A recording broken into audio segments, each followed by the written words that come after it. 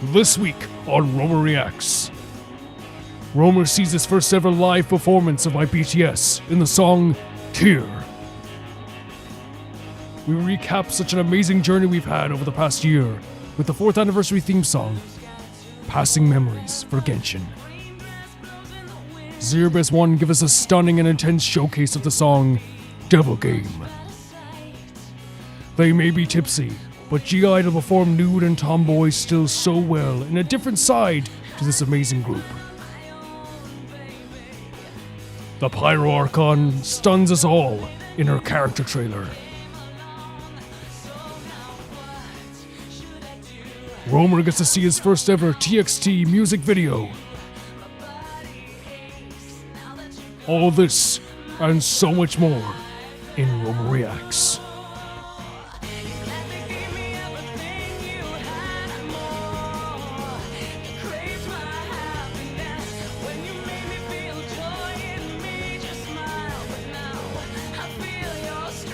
This is Romer Reacts, a series where I watch patron-submitted videos with all of you guys, and the first video sent in by Victoria, and it is Baldur's Gate 3, Patch 8, a guide to new subclasses. And not sure when Patch 8 will be available, but I'm really looking forward to your playthrough.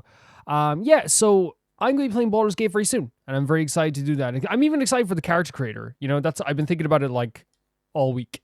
Just like the idea of like doing a character creation with you guys as well. I don't know what class we're going with, but we're going to try something, you know, it's going to be something. But yeah, I can't wait. I cannot wait. Let's check this out. You mean there's nudity in this? There's nudity? Like a kid who just really loves making soup, once we get started talking about stuff we love, you cannot stop us. And since we've already covered 4 of the 12 brand new Patch 8 subclasses in a previous video, the characters just look so good, don't they? Part 2. First looks so good. The Oath of the Crown Paladin. Oath of the Crown Paladins uphold law and order, serving society and civilization above all else. To Crown Paladins, your intentions must always be true and the law is absolutely final. Yeah, they sort of sound like stick in the muds. Follow the rules though and they can cast Divine Allegiance on their allies, absorbing incoming damage while restoring health. They can also... So it's almost like a tank that can heal. Is that right? Taunt enemies with well-placed interrupts and guide companions in battle with righteous clarity. Yeah. Let's see your average hall monitor do that. Also, enjoy their new class armor, a bit of new lore in the armor looks awesome. Inventory upon starting, and lore, and new Oathbreaker voice dialogue. To preserve the tenets of civilization itself.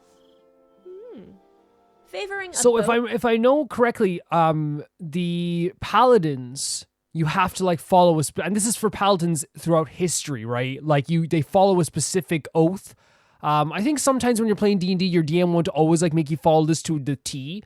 But like, you know, it's like this thing where you have to be kind of like this righteous character. That's who you are.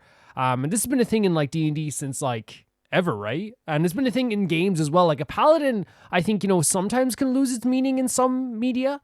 But like, it is someone who's like supposed to like follow like a righteous path, I think. Above all other weapons, the Arcane Archer Fighter subclass has developed unsurpassed skill at finding their mark with magic. Looks so fun. Adept are they with their damage dealer of choice, Arcane Archers are able to infuse their arrows with magical properties, enfeebling enemies, blinding them, or even banishing them to the Feywild until the end of their next turn. And with curving cool. shot, It's if like a ranged Yu-Gi-Oh attack trick. misses, the Arcane Archer can choose to curve and hit someone else instead. Very Plus, sick. the new shooting animations just look really cool, to be honest. Mm-hmm. Drunken Master Monks can be maddeningly tricky opponents. Chugging alcohol from your inventory or from any bottles you find strewn around the Sword Coast, please don't try that at home, folks. To recover ki, the Drunken Master can also use Intoxicating Strike to get their foe drunk as well. A punch right in the chest. And like, no, can I say as well though, I think Drunken Master has been a thing as well in like media for years, but I don't know where the origins are. I just know that like in like it's a big thing in like Yakuza. Like it's a big thing in the Yakuza series, and it's like a big thing like in a lot of ways where it's like someone who's like, you know, like fights in like a drunken style. I'm not sure if that's what they're going for here as well, but I know like a monk is like another class that you can have as well, which I think is more of a physical class as well. That uses like fists and weapons, more like melee. And yeah. buffing themselves in the process. I love that Drunk making other people enemies drunk. are That's also hilarious. susceptible to the Drunken Master's other abilities, like Sobering Realization, which sobers up a drunk target, dealing physical and psychic damage. Just slapping we've all someone. been there the morning after a heavy night. That's a great picture. Great stuff. Stormkeeper Rangers have formed a deep and lasting bond with nature, in plural, connecting with hive-minded spirits and bending them to their will as one. There are 3 types of swarm that can aid the ranger both in and out of battle, protecting them from harm, aiding their movement across difficult terrain, and knocking enemies back. The cloud of jellyfish deals extra lightning damage, potentially shocking your enemy. The flurry of moths deals psychic damage while giving you the chance to blind your enemy. And the legion of bees, not the bees, deals piercing damage and forces Nicolas your Cage foe to make reference, a right? strength saving throw, knocking them back 15 feet on a failure. Each swarm can also That looks provide fun you with though. It does look fun, doesn't it? teleportation Looks really capabilities. fun. That's a good jellyfish. Huh. Yeah. And I think it's the idea as well. I'll skip back as well because I think they're going to make a joke here, and I don't want to interrupt their jokes. I do think that's always like a fun, satisfying thing in any game. The idea of knocking someone back or like forcing someone like to like fall over or something like that. Like it feels good. I think that like in, we'll talk about it a bit after this as well. But like the Baldur's Gate 3 combat was very difficult for me, which is why I have no problem saying I'm doing it on easy. For my playthrough on the channel. Saving throw, knocking them back 15 feet on a Like, failure. that's so Each satisfying. swarm can also provide you with teleportation capabilities. That's a good jellyfish. Huh, they actually are kind of cute, Have you decided which new subclass you're going to play first yet? Well, hold off until you've seen all 12 in action, and to do that, you should definitely check out the other videos in this quick guide series. Well, off you go then, and do let us know your favorite so far. Okay, yeah. I think that like so far, like in terms of like my favorite in that video, the Paladin's outfit is just amazing, and I'm a big fan of like fashion in games and like creating a character that surrounds fashion. I don't know if if Paladin would be like the most fun for me. I think that like when it comes to games, I usually am very melee with like a tinge of magic. That's like what I usually do in most games. In like Dark Souls, for example, like when I play Dark Souls or an RPG, I usually like picking a class that has like melee and physical stuff with like tinges of like buffs and stuff like this. And we'll see how it goes though, because I haven't decided what class I'm going to go for. I know you can I think you can change it like as you go forward. But I kind of want to like, I don't know. We'll see what classes there and see what we do, because I don't even like remember like all of like the classes that could be. But yeah, with Baldur's Gate 3, I think these videos are so interesting just from the virtue of the idea of that, like, this game continues adding stuff to its own like world, both like game design wise, and then like of course this changes everything like for the player as well, the feeling that they have towards these games, because you have a whole different type of way to play. And I think also with people that play Baldur's Gate 3, and this is why I think spiritually it changes everything, not just gameplay wise, is like you're probably going to play the game differently if you're playing as a paladin versus if you're playing as like a drunken monk, right? Like you're probably going to like, maybe some people fit the vibes, maybe some people go against vibes. If you're playing as a paladin, you might like do like, the Oathbreaker stuff, or you might just be like a good boy or a good girl, a good person throughout the whole thing. That could be the case as well. And I do love that they keep updating the game. I really, really do. Baldur's Gate 3 is something I'm very excited to play. I'm very excited to play this. And the way we're going to do it, and I say it every week just because, like, some people watch some videos and they don't watch others. That's completely fine. Some people watch certain parts of the videos and don't watch others. Completely fine. And so I will say that, like, for me, like, it is a second playthrough, but I really feel like it's going to be my first playthrough. And that's because, like I said in the other videos, like, I played Baldur's Gate 3. I did a terrible playthrough where I was like frustrated. I was really bad at the game. I didn't do like any side quests. I was like actually like it was terrible. And I think it's just because I was so frustrated with myself and how bad I was at it. And that's why I think I'm doing it on the channel with you guys, so we can actually have like a better time with it. And I think that it might come away being like a much better game to me and a much more amazing game to me with you guys. I really think it will be. And especially since, like, I feel like a lot of games, when you play them on the channel, it does feel like there's people in the room with you. At least that's the way I feel when I'm playing games on the channel with you guys. It does feel like there's someone like, not to sound weird, but it sounds like, it really feels like after I upload a video, people are like, oh, and this part here, and this part here, and this part here, you could do this, you could do that, and this part was funny, and this part was, and it's like, really feels like you're having like a really fun time with a game. Thank you, Victoria, for sending us in. I cannot wait for Baldur's Gate 3. That's going to be happening, I would say, maybe at the earliest, probably this week. It could be as well. Before anyone goes, like, I know there has been, like, genuine, like, oh, it might be too long. We're sprinkling in smaller games. So, like, maybe, like, at 20 episodes into Baldur's Gate 3, we'll start alternating, like, one day Baldur's Gate 3. Now, by the way, that's if we do full playthrough Baldur's Gate 3. I want to see how it actually does on the channel. You know, if it's something that people don't even want to see, then, like, we'll obviously, like, reassess. I'm not stubborn with that stuff. But the way I see it is, like, if we do a playthrough, 20 episodes into it, like, let's say we go, okay, now let's alternate days for, like, a week with, like, a 4-hour game or a 6-hour game. You know, let's play, like, this little small RPG. Let's play this other small game.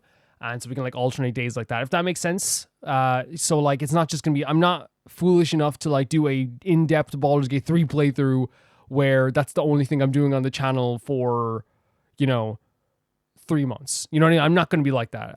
Yeah, even though that would be still very fun. Thank you so much, Victoria, for sending us in. This is also very informative. These videos are amazing. They're very informative. Thank you. The next video sent in by Golden Witch Beatrice. This compilation came across my recommended page a few days ago. I've watched at least 50 times now. Enjoyed this VA being chaotic.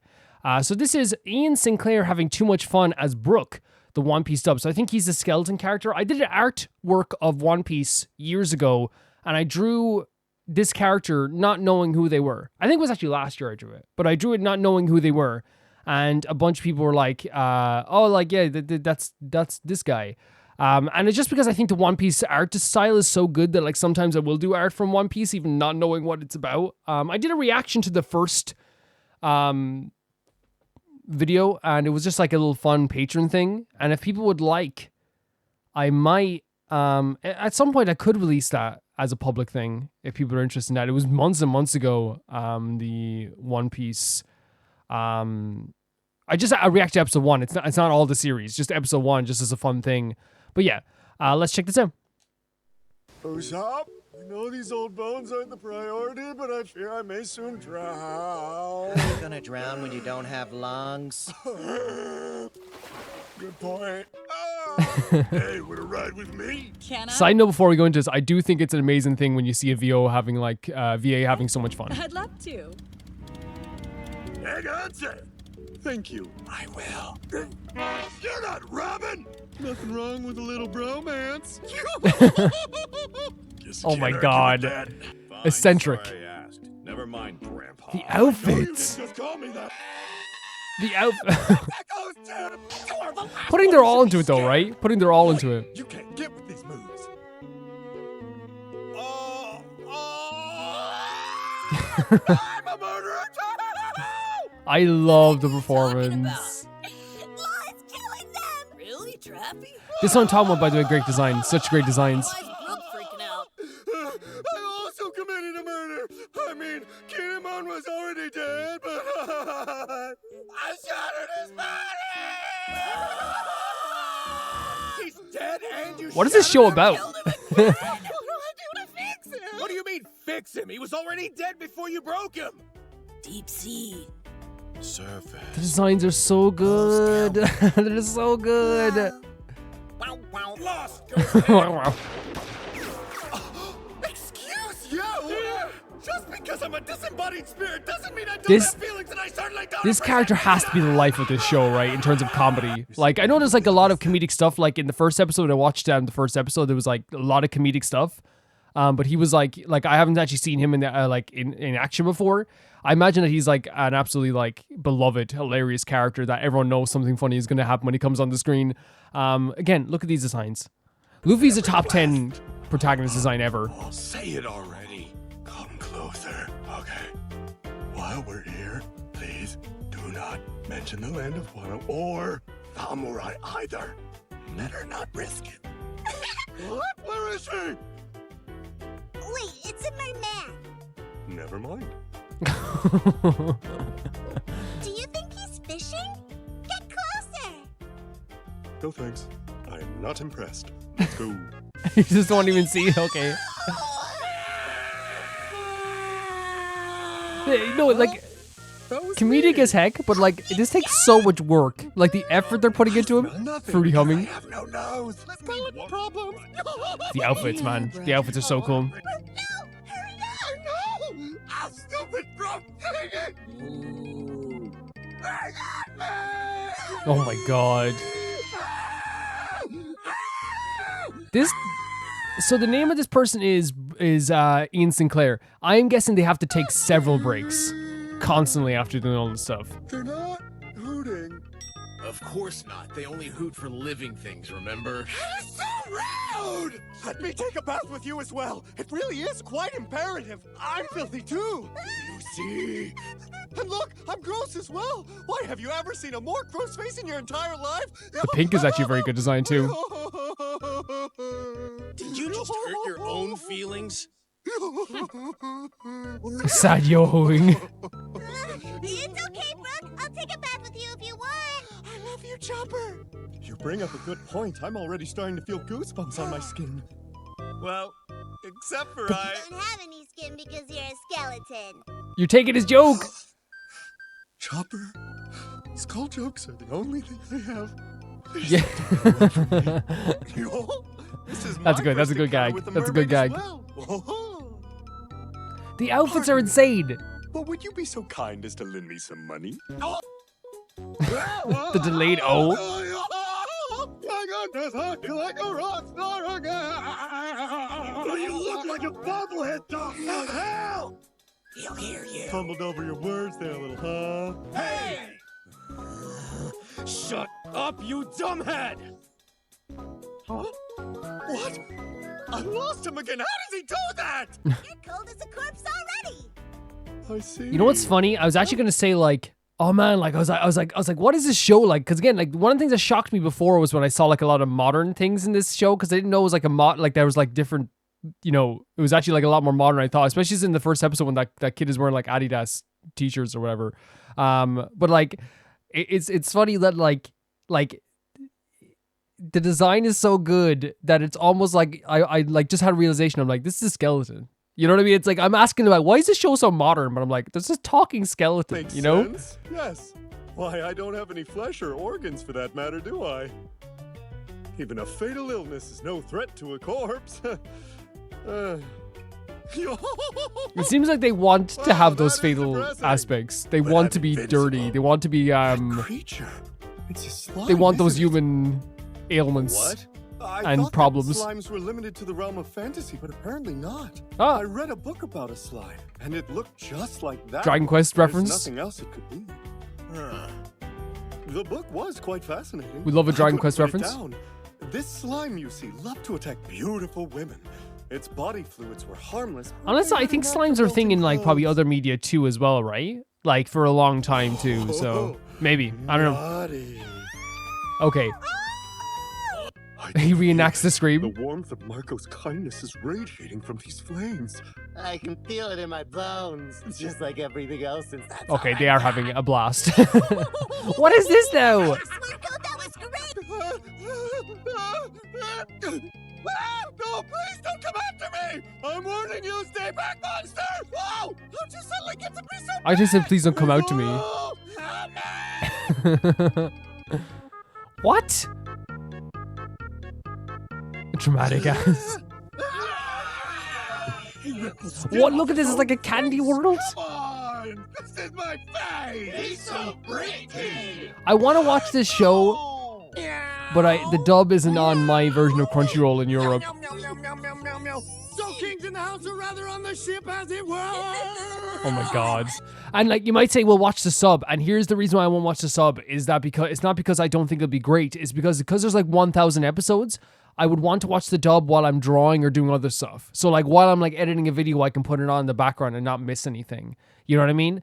Because it's a lot. There's a lot of episodes.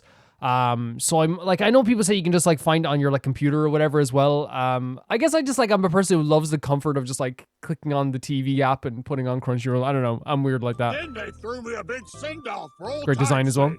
Luffy looks Forgive so me, cool. Captain, but you know how it is. Well, it sure will be nice having you around all the time.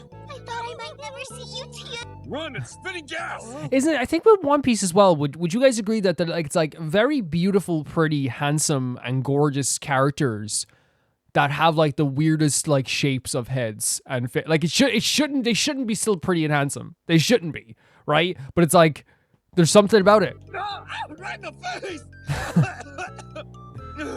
No. I wonder what the sub is like for this character. My eyes! Oh wait, I don't have any eyes. Yep, there you go again.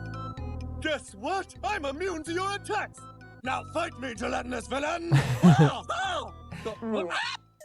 Still a bit afraid. Well... The change of outfits, I am so for everyone. It looks pretty good on you.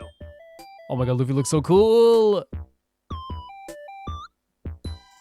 Is that the Animal Crossing tune? Oh my god, the height of him. The height of him is all, look at these little babies. The kids love it. He's literally fine. No biting, please. No biting, please. Hey, it's like me now. You two aren't injured, are you? Well, I just figured out why they passed you over and came barreling towards us. I can't get over his outfit changes. They're so hungry. like They want meat, they work. not dried up old bones. Hey, so I'm not good enough for you, huh? Oh my god, you know what that reminds me of? There's a joke in Futurama where Zoidberg, I was gonna say Squidward, where Zoidberg doesn't get kidnapped by the evil organization of like the evil monkeys, and like all the other crew that got kidnapped are up at the evil mansion, and they're like, "Why did you bring us here?" And then Zoidberg is sitting on the couch and he's like, "Why did I have to take a cab here?" And it reminds me of that just because it's like he's totally safe, he's totally fine, and now he's like, "Oh, I'm not good enough for you," so he like puts himself in danger. You okay? I'm alive. Well, I mean dead. How are you doing? Didn't know you could pop your head off. Lovely laugh. Lovely laugh. Luffy, we need to get back to the matter at hand. So you want me to light this fire? Yeah, go for it. Well, you're the doctor. the cut there was great. The cut there was I great. cannot deny the fact that I am nothing but bones, but I am still sensitive about my appearance. So, do these pants make my butt look fat? Even if they did, it's good. I don't know much about art, but skeletons are not supposed to look like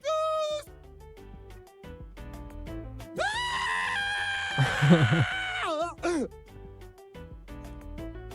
Of course. It's a mirror. I keep forgetting I'm a skeleton now. Now, so he must have changed. Not likely. When they do the detailed stuff, it looks so good too. She's so cool. Let me say, I am quite the gentleman, so I am well versed in the art of patiently waiting for my food, no matter how long it takes.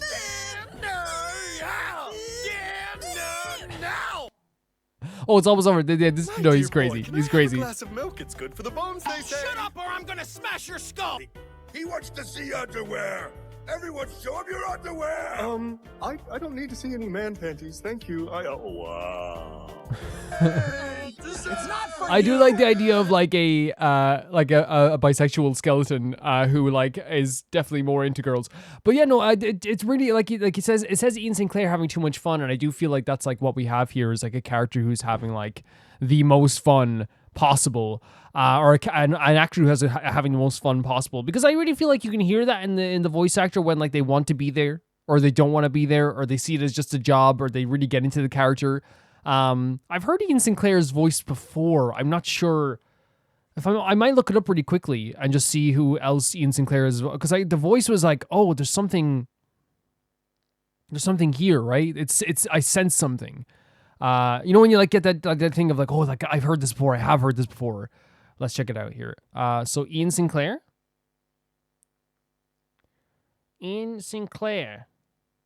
Who did Ian Sinclair voice as well? It's probably like from a show that like I know very, very much so as well, or like a game, and I'm gonna feel very stupid.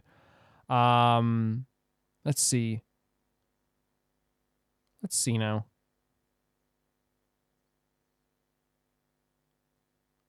Okay. I'm not seeing a character yet that I recognize, because I don't watch a lot of dubs, but like I'm thinking it's probably from like a dub I've watched before or a game. I'm still looking here. Let's see. It has to be from like a game or something, right? Because I recognize the tone of the voice.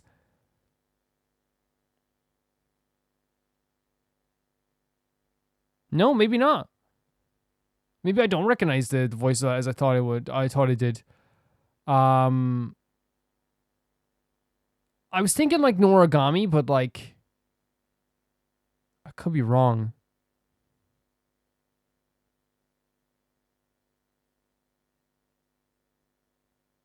Do you think it's not? Okay, it's fine. It's fine. Yeah, no, really fun stuff. I love seeing voice actors have fun. Voice acting has been a thing I've been interested in since I would watch the behind the scenes stuff on like DVDs and stuff like that, and see how like voice actors would do different things, and like how they would like. To me, like they look like the coolest people in the world sitting in those booths. When I saw the Futurama cast sitting in like a booth all together doing the voices, like I legitimately as a kid was like that they are the coolest people in the world, you know? Not knowing that like when as a kid I thought, wow, they're probably getting paid like millions to do this, and then you find out that like voice actors are like, you know, underpaid in almost every single instance, even though they have put on some of the most best and like well-known performances ever. They really have. But like, I do love this. And I love the way it says weirdo on this thing as well. Yeah, I haven't seen One Piece beyond the first episode. One Piece is a show that I know is incredibly popular. I know that it's really good because people love it. So maybe we'll get into it at some point. Maybe we will. Thank you so much, Golden Witch Beatrice, for sending us in. This was a nice chuckle to have at the start of Roma Reacts, especially with a character I'm not quite sure of. I love the designs.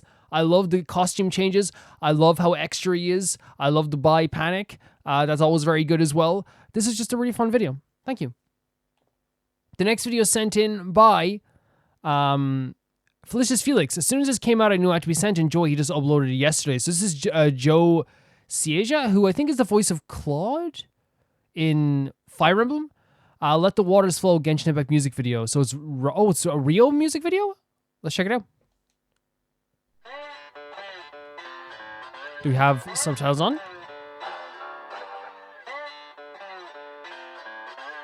Oh, he's dressing as Wrio. Interesting. It's funny because the thing is, like, you could say like, oh well, like he doesn't have the same, he doesn't look like Wrio or all this stuff like this. But I truly believe I think cosplay isn't about like having the same. You're not supposed to look exactly like them. It's supposed to be an interpretation of that character, which I think is always like a really cool thing. I think cosplayers are awesome, to be honest. A lot of money put into this. Look at this setup.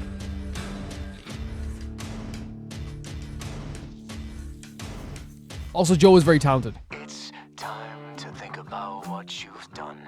Time to think about what you've become. All decisions are on the table like a double-barrel gun. So is this like based? Is the song based around Wrio as well? For one more shot, show that's not all you've got. Try convincing me that there's more to you than naked eyes can spot. Interesting, because it's like a outlaw style music, right? So come on down to the river bend. Let me teach you something. We'll put the gloves on, baby, and let the water flow down. Great voice, right? I mean, I know Joe is like a great voice actor, but like, I never obviously, like, for me, I've said this a million times, like, when it comes to fandoms that are like not exactly like say if it's like stuff that I'm not like interested in at the moment, I will avoid it like the plague, just because like, you know, it's not something that like I'm into at the moment. So I knew Joe like did YouTube. I knew he did like a bunch of voices of characters that I really, really liked, but like didn't know that he had like a good singing voice. Wait, featuring the voice of, I was like, oh, it's not his voice. No, it is his voice. I was like, hold on a second here.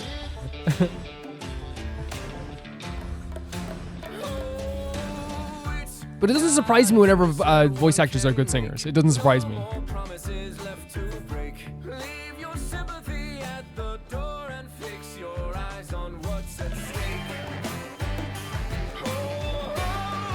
Because the song does fit the vibe of the Fortress of Barrowpeed, right?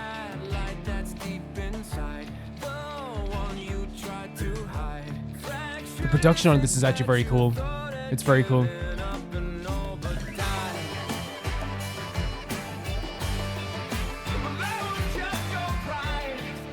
Yeah, the voice is very good. Like, especially like in those moments as well when he's like hitting those higher notes also. I do love as well like the characters in Genshin, or the voice actors in Genshin do like put so much of a big, massive emphasis, or like not emphasis, they put massive effort into the characters outside of the voice acting as well. And I think it's just because the Genshin community is so strong when it comes to the extracurricular stuff of Genshin, right? They're so strong with that.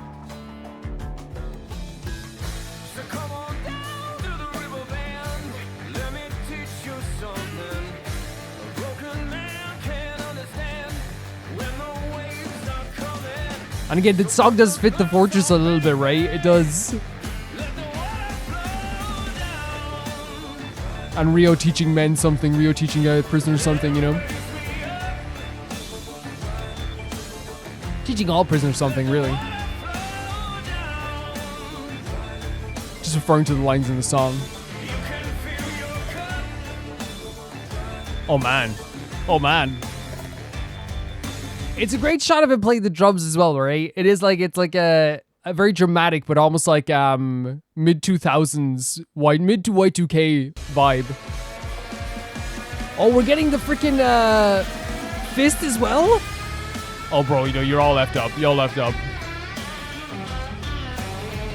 One of the most fun moves in the entire game, and he actually animated it. That's very, very cool. He got someone to animate it. So sick. A lot of effort. There's so much effort put into this.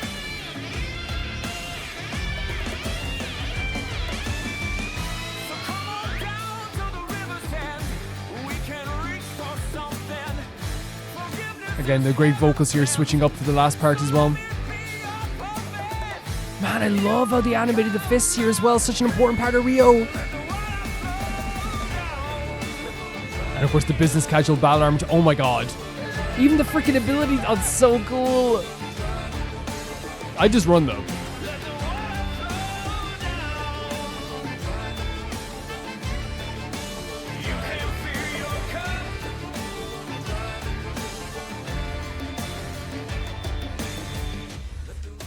Great lighting. Interesting, like again, a fun, interesting video just because I wasn't expecting like the effort put into a lot of it. If the Duke wants somebody dead, he needs no justification.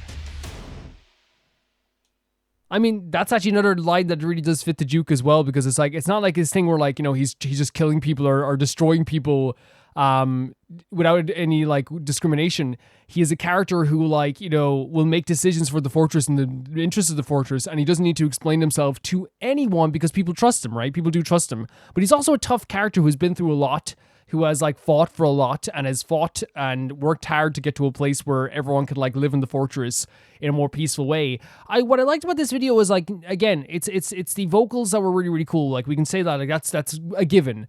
The video itself had like a great production. I think that's the best part of it. Like the fact that we had like the actual skills and abilities of Wrio, the fact that we had the fists and the actual like combat style of Wrio on showcase here as well. The lighting was really cool. I really think the song kind of fit the fortress vibes, or at least the vibes of like Wrio themselves in the fortress.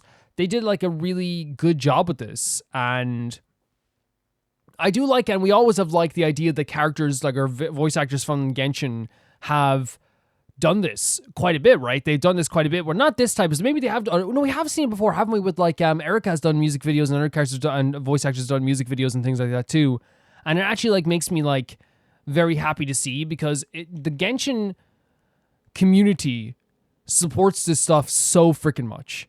They love it. And again, I only see it in Rome Reacts, but like you see like all the time when you were sending in the stuff for Rome Reacts, like whether it be like an animation, a music video, a stream that comes on with the voice actors, it is one of the most fed communities in terms of extra stuff that you could ever have. It really is, and that's awesome. And I also love the passion. The passion that came from Joe here for the character that he's playing is also freaking awesome. It really is. Yeah, like I have no notes, you know what I mean? No notes. I'm like a judge. No notes. But you know what I mean? It's like, I just love the passion. The vocals are great. The setup of the video was really cool too. It was really cool. Thank you so much, Felix, for sending us in. There's a cleaner outside. They're doing the job and they're doing it good. They're doing it good, but I'm sorry if you hear anything right now. You know the street cleaners? Yeah, they're very good though. They're very good. They're doing they keep the street clean and they're awesome. Thank you, street cleaners. The next video is sent in by street cleaners, and it is Keep Your Streets Clean by the street cleaners. Let's go. Wow. I didn't expect like a you know, a house music. Oh god, they're doing a lot of drugs. This is not okay. Maybe we won't watch this video. Go but okay, let's choose this one instead. This next video is by Leon, and it's Sonic Mania Adventure Episode 5. This is the last one in the storyline, but there's an extra episode which I'll send next week. Hope you enjoy. Thank you so much, Leon. The next video is Sonic Mania Adventures. It sounded like I was about to like introduce. It sounded like I was gonna like skip Leon there for a second. Sonic Mania Adventures Part 5. Let's check it out. Okay. Sorry guys, I paused for a second because as I said, there were street cleaners there and they were doing their job and they were going up and down. Obviously they said, hey Roma, your street is filthy. Get better.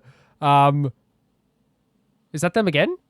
This is a new arc, the street cleaner arc. Honestly, again, I'm not mad at them because it's literally just their job and like they're doing a good job and like without them, like, you know, Ireland wouldn't be clean. They do a good job. I should go out there and salute, but I think that would be kind of like, I'd mean it, but like, it'd be very like, I think they'd probably take it as an insult, you know? Right? Can you imagine going out there and saluting? They'd be like, oh, this jackass. F you too, buddy. And I'm like, I actually meant it. Oh, Captain, my Captain. Let's check it out. Let's go.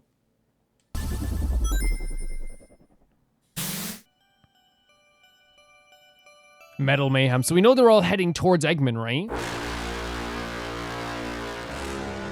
Jeez, look at the actual art style of this as well. It's so freaking cool. We love Sonic. We love Tails. Tails is my favorite Sonic character. Oh, there's Metal Sonic. So yes, Metal Sonic was created like to like counter Sonic, and Metal Sonic honestly believes that they are like the true Sonic. Same, bro. The art style is so freaking good. Like every week the animation's so good. It's so freaking, it's a mixture of like cute and actually they have like some unbelievably like well done color design here. It's really cool.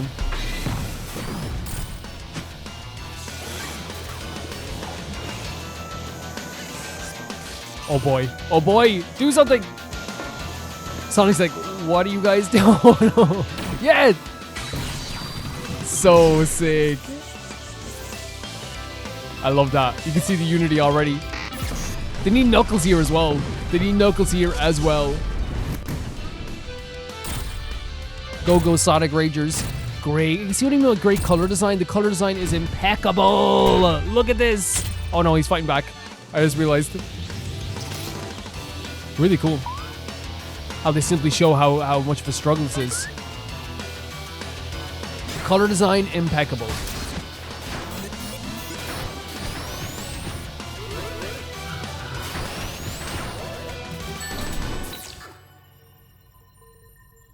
Oh, the face. Come on, Tails. Great music as well. Great music.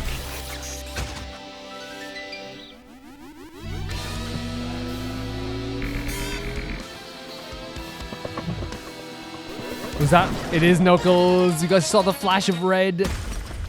Great stuff. Knuckles like, let me do my goddamn job. Okay? Let me protect the emeralds. On this island. Oh my god, with chili dogs? Oh my god, I love a chili dog. I've never had one. Man, like, hot dogs are great, but I've never had a chili dog. That was a great ending. That was a great ending. Sonic is so fun. It's such a fun series of games. And I say that as only playing one game, but I mean like it's such a fun, I should say it's such a fun like series so far, from seeing like the animations. And it's fun, but it can also get pretty freaking dark, let's be honest as well. It's so like those animations we saw of like Shadow, they got dark. And the story, like, it's so funny, we played Sonic Adventure as well. Oh, there's no epilogue. We played Sonic Adventure as well, and that also got pretty dark towards the end. There was not to spoil, but there was like a whole city that was just like a lot of people died. Like a lot of people died. Great animations we've seen of the 5 parts of Sonic Mania Adventures. I love the colors. I love the animation. I've talked about how I love the style animation so much. I love how everyone came together in the end to fight Eggman. It's just great. It's just really, really great. And Knuckles in the end, of course, being that character. The vibe I get from Sonic Adventure has always been the idea that they are like, that they how do I say it? That they're like, they're part of the crew, but they're not part of the crew. They're part of the crew when they need to be, but they live a more solitary life, maybe. I think that changed in Sonic Boom, maybe. I think Sonic Boom, Knuckles is like always with them, but again, I don't. I know Sonic Boom got a reputation just because I remember Game Traders at the time like reviewed it as like one of the worst games they've ever played, but I could be wrong. That's not, by the way, Sonic Boom will not be used as an excuse to like bring down Sonic games because I haven't played it. I only saw a review for it, so I can't judge it. Sonic Adventure, which I played, is the only Sonic game I played, was fantastic. It was so good. And people have been asking me when I'm going to play Sonic Adventure 2. I will play it. I think people are probably used to other Let's Play channels playing all the games in the series one after the other. And that is a good strategy. It's great. It's good. It's 100% works. It's so 100% works. I personally I like playing them in how I would play them in like outside the channel as well, where it's like I play them in intervals. You know what I mean? Like, I would never play every Sonic game in a row or every Ace Attorney game in a row or play all these games in a row because I feel like that, it would make you burnt out really quickly. I like to appreciate everything on its own and, like, in its own time and giving it its own time, giving its own breath and giving it its own space. That's what I like to do. If that makes sense. That's what I would definitely like to do. This is really cool. Really, really cool stuff. We love the animation. Thank you so much, Leanne, for sending us in. That was awesome. So awesome. Got to see Eggman getting slapped again. We love it. The next video is sent in by, also with Sonic Boom. Please let me know if I'm off base, if it's bad or not, because I just heard it's bad, but like, that's from like, but then again, Sonic gets a bad rap a lot of the times. I don't know. The next song is sent in by Pauline Grinton. It's the BTS song is pretty special for the army. The quote, Suga, the lyrics for Tears were written for the members. When I was writing the melody at the time, we're deeply contemplating whether we should quit or not. Wow. When I played the song for the members, we all cried together. The tear is a rap lines in the song, so only RM, Suga, and J-Hope. Okay. Interesting. Okay, so this is like like when he was writing the melody for this and they were like, looking at the song, they were thinking of quitting. So it was a very, tough time in their career, I suppose. Let's check it out. We have subtitles on, but I don't think I think there's already subtitles in the video. I saw them on the thumbnail. We've enjoyed our time at BTS so far. We have. We definitely have. Whoa.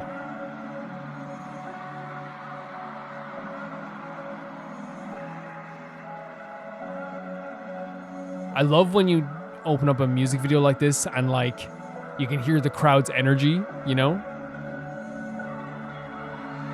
Really pretty melody to start off as well. Like an intro. Wow. Chills.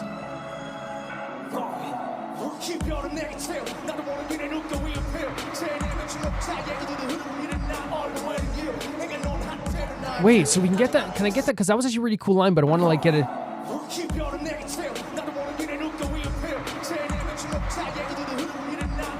So is he saying like the tear? I'm sorry for pausing it already. The tear is like a regret that is falling down their face without even knowing. Like, when you well up with tears and sometimes you wouldn't even know. Like, it's just like it just starts and like it's uncontrollable. He just has a lot of like oomph when it comes to the raps as well. A lot of like really cool aggressiveness. A bitter beer.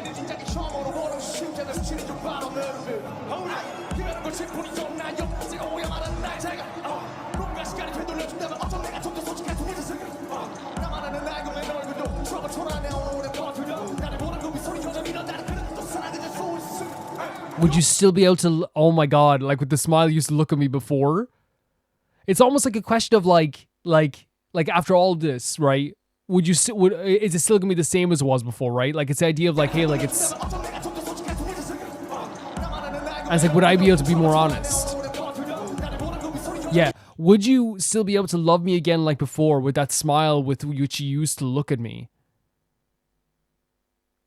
It's almost like, again, like this idea of regret, this idea of like, you know, having to move forward and losing things, right? But it's also this idea of like, I would love to be able to go back. I would love to be able to see you able to smile at me again in the same way as before. But nothing can ever really stay the same like that, which is also like a very frustrating thing for anything. Like I get frustrated by that as well. You love things to stay the same for as long as possible, right? Oh my God, stop saying forever.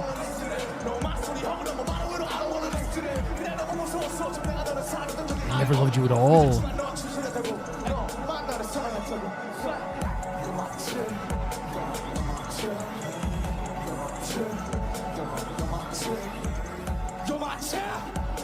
you see what I mean by, like, again, we're going to go back to the start of the chorus here as well. I'm sorry for, I just like would definitely want to understand the lyrics, but like, again, the BTS, like, my vision of them has changed completely from when I first saw Dynamite years ago, because I just thought like they were like probably like a very fun-loving, like you know, very pretty, like, let's just say it, like, you know, they were very cool and suave and like, you know, sexy at times, and like, you know, while like there's something very like, you know, beautiful about aggression as well. They've shown me so many times that they have like these like really beautiful deep lyrics with this like this amazing aggression that comes. And when I say aggression, I don't mean like, oh my God, they're scary. I mean like you can feel it. Like every time they say a word in this song, you can feel it. You know what I mean? So it doesn't want to listen to Consolation, questioning if they even loved you at all. And it's like, you were the one who loved me the most. And it's wondering if like you're my tear that's like falling, you know, like falling down your face, like how it like goes like almost like an instant as well.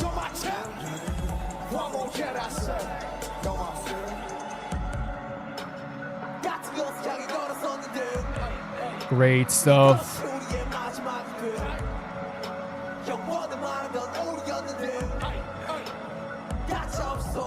So that's interesting as well. Like, although we used to talk about forever, now we break each other without mercy. It's like at one point we did think this was going to be a thing that was going to happen forever. At one point we did believe that we were like rock solid, right? But now like look back at that and look where we are now. You know what I mean? So cool. So adorable but so cool at the same time. I don't know what it is. So it's like, get rid of it. Get rid of it completely. Even the good and bad stuff, so I don't have to feel this stuff.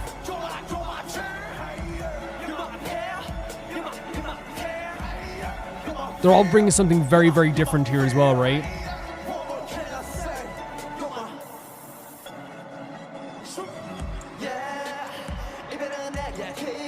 Tears are a luxury.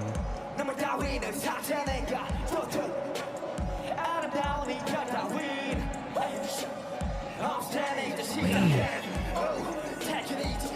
Oh my God.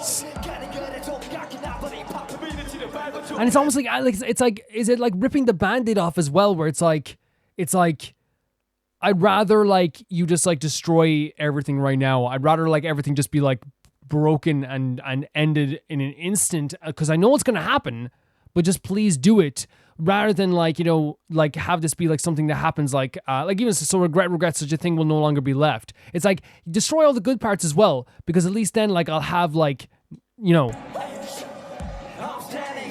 yeah, there's no such thing as people firing. At least then I won't feel the sad stuff as well. Step on the shards of its fragments after the heart is broken.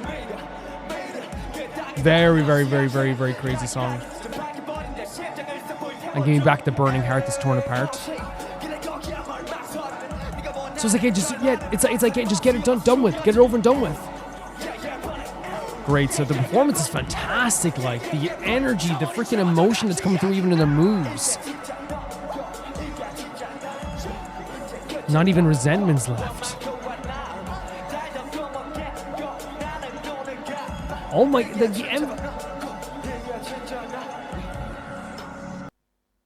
like that lyric as well. This is at the end of all of it, talking about how like, you know, let's just get this over and done with. Let's just do this. And then like the ending line here being of that particular verse being like, this is the real me and this is the real you. Right? And like if you're talking as well, like, you know, this idea like of where they were at this point, Pauline, where they like felt like they were going to be quitting, right? That's like a feeling of like, you know, like, should we just do it now? Should we rip it off? Should we, like, it's going to be painful, so we might as well do it as quick as possible, right? There's like all these things that are going into this idea too. And I feel like you could like, even if you like you were going through something like this, I feel like you could feel that emotion in this also. At least like that's where I can feel like this, because I think that everyone can relate to this idea of a song where like, you're like, we know where this is ending up. We feel like this is going to be hard to do. So at least, you know, destroy everything so I don't even have to feel even the good parts anymore, right? Just on the like the, because I know like we're looking at the lyrics a lot in this and the performance aspect as well. Like I love the way that they rap. I love the way the three of these guys rap, and I think like to me, like they all like bring something a little bit different, like in terms of like their body language and their vocal performance and stuff like this. I feel like the J-Hope moment, for example, really felt like it was like more of a softer like tone to it, I guess, like more of like a like more reminiscent like somber kind of like tone to it as well, where I feel like, you know, Suga, like always, like I feel like every rap I've heard them do so far, there is like that, like, you know, aggression and that kind of like, you can hear like the pain or the aggression in like their vocals, because I feel like then as well, like the what's the other guy's name as well? The lead guy, the leader, who I think you have it here, Pauline. It is RM. I feel like RM also has like this like very like, you know, has a very like emotional reminiscent tone in there, if that makes sense. Does that make sense to anyone what I'm saying now, where it feels like that's what like they're all bringing each to it as well? Like where it's like RM is like coming from the perspective of like it's almost like a meet in the middle kind of thing, where like I feel like Suga is like always very like aggressive in a good way. I mean, when I say aggressive, I mean in a good way. It's like feels like they're so emotionally charged. RM is coming from a very like somber and sad and very like highly emotional reminiscent tone, and then J-Hope I feel like is like incredibly like somber and like almost like the middle of the two, like the meaning of those two feelings of that aggression and that highly emotional reminiscent feelings together, I guess, if that makes sense. I don't know, maybe I'm not making any sense, but that's the way I feel about it.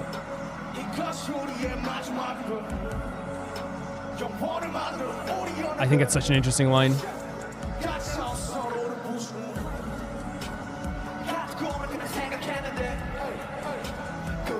Suga's become one of my favorite members of this group for sure. Him and V, easily. You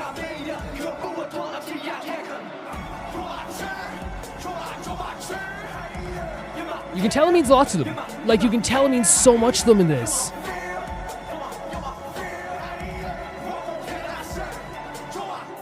Even the facial expressions, right? That's the vibe you get from this as well.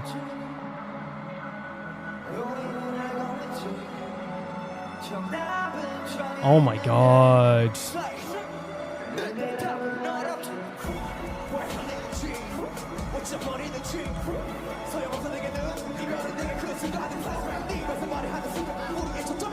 Jacob's killing this. Killing this. The emotion in these guys. Killing this. I wish I hadn't crazed. I wish I hadn't torn me.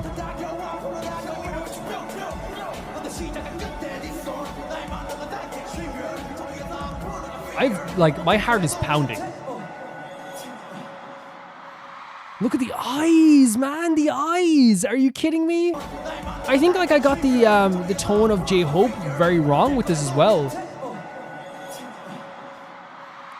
Like, no, I don't think I got it wrong in a sense. So I want to pause on the eyes here for a second here. I'm not to kill the members of the army here just for this as well, but like look at that. That's glossy. That's teary. That's emotional. That's emotion in the face. And the reason I say I got the J-Hope part wrong because I thought that J-Hope was like kind of like a bridge between like both emotions and the way they did it thing as well. But the final aspect here of this performance was it was super charged, right? In terms of like heavy emotions, like super charged. Not just a bridge, super charged. Like, look at that.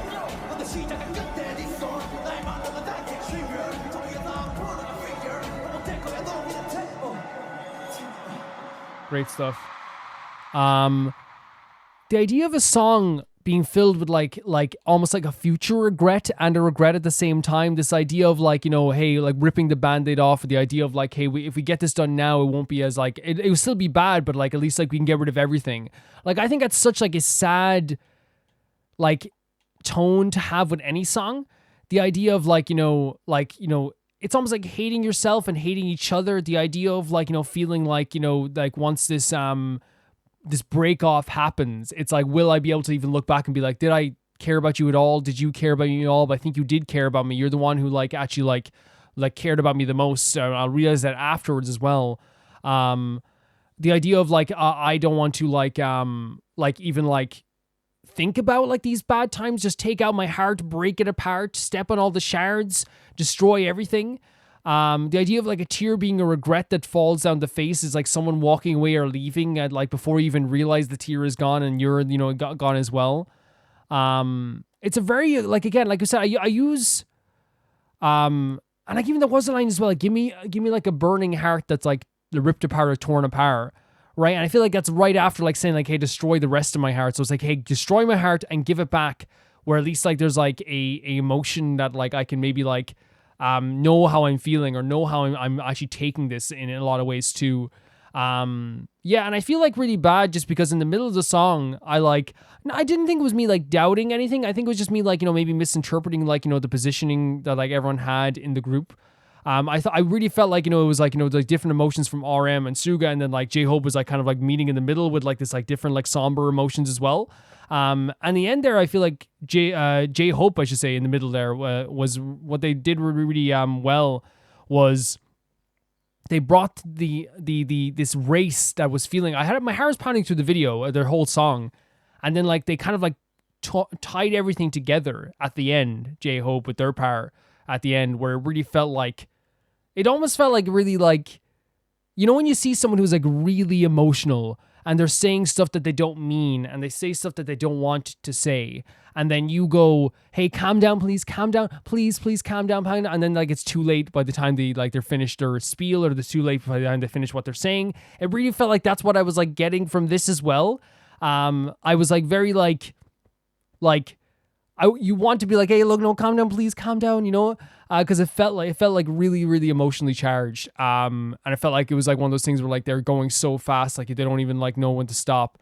And then when they do stop, there's like this emotional release as well. What I will say as well about this also is that they did such a fantastic job with all of this. I know this isn't like it's not like as choreographed as like some like other dances might be, like as we've seen in like K-pop and stuff like that. I think this is one of those things where it's like maybe they let them perform a bit more and ad-lib a bit more when it comes to like a lot of their because I know they do, like a lot of groups do ad-lib and stuff like that, but it seems like with this stuff, like it's like, hey, they probably have their positioning figured out, but it felt like a lot more spontaneous. Maybe that's intentional also. You know, I know like it's maybe not reading into this too much, but like the idea of like even that line where it's like, what more can I say, you're my tear? What more can I say? Because like they said a lot, they said so much. And then to be like, hey, what more can I say? That is another thing that happens when you're like highly emotional, where it's like I've said all that I need to say, and you still keep going, right? You still keep going because you're like, hey, I have to like, you know, keep going in some way, or else I'm going to just like, you know, drop. It's really a really cool song so far that we heard here today. And I wasn't expecting all of this from BTS, all the really highly emotional music. And that's not because I doubted them or anything like that. It's just because I never listened to BTS outside of that song Dynamite and hearing like a little bit of their performance of Fake Love. I think it was at the Billboard music charts years and years ago. That was like going viral on Twitter for a while. It's really, really good. It's really, really good. And I think that they're performers that are like, They're amazing performers. To get that emotion across on stage, to do something so personal, it felt personal. It felt like they were like, like it felt personal to all three of them as they're performing this as well. And you said like they cried when they heard this for the first time, and I can only imagine because again, if this is extremely personal, especially at the emotionally charged time that they had it at as well, I can only imagine what it would make you feel in those moments. And to me, like, I was like, my heart was pounding throughout the whole thing. I was like constantly like, oh my God.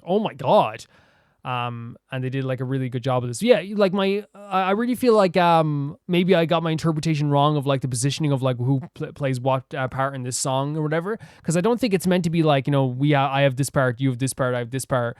It's more just like, you know, expressing the emotions of the song through all of their different like, you know, facial expressions and emotions. They did such a good job with that. Their performances. And again, like I use the word all the time when it comes to like Suga, when it comes to you know, their performances, that they have like very emotionally charged, beautiful vocals, and then they have like these very surprising, like aggressive tones, and like when the songs like require them. Thank you so much for sending us, Pauline. Please, 100% BTS fans, definitely let me know what you think about this song as well. Very, very cool. The next video is sent in by Zevi. Would it be alright to send the different choices here? Congratulations on getting through Act 4. Sobs heavily. It was a very sad act. But there were different choices, and I didn't even realize at the time, like, it affected your choice. I know there was, like, you could choose different places to go, but I didn't know what the outcome was going to be. But here we're going to see with when your choice matters in Archon Quest 5.1. And this was 4 months ago. Man, I am, like, basically almost caught up. It's insane. Let's go. So this is something I didn't realize, like, how important your choices were. Some people even have theories that if you go away from the screen for a bit, it will, like, well, more people will die. And I definitely did go away and get, like, water at times of two, so... Definitely my bad, but a lot of people said they enjoyed it more because it was my choice. Traveler, can I ask you a favor? Right. My mother's a doctor. When she heard about the attacks in the wilderness... So these are all optional things you can do, right? And I think this also extends the, like... Do you get scared? This broke me. This broke me. Wait, what? First option is survive and live. The second option, losing motivation to... Oh my god, you can literally... You can literally change someone's whole existence. Oh my god.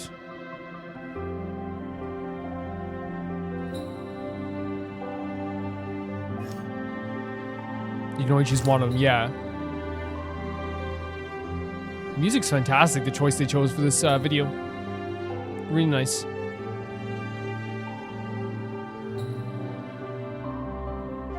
Okay. I'm reading it myself, but if you want to pause and read it, you can pause and read it as well. I think this is where I went, actually. This is where I went. So this was my choice. Messenger over there. Don't forget, we can get the latest intel from them.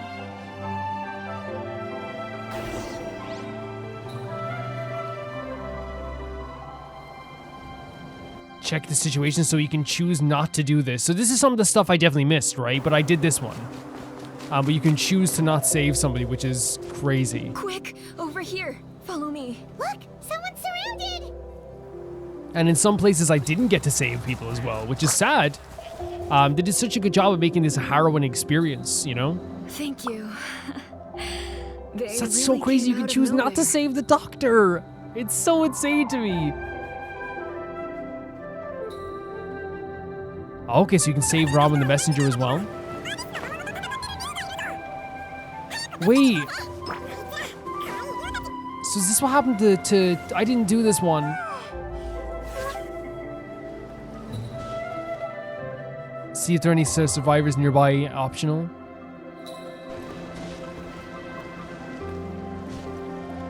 Man, it's so crazy. Oh my god. I love the Saurians and like oh, there's a courier over here.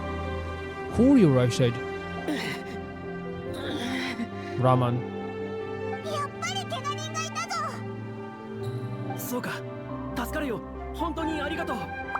By the way, Paimon's voice actor is so cute. Sounds like much better plans to survival now. So this is where we went as well, right? We went here afterwards too. And the other choice was here? So if we went to this place with the Fatui members, would the Fatui members survive, I wonder? Oh, okay. Again, the choice is here.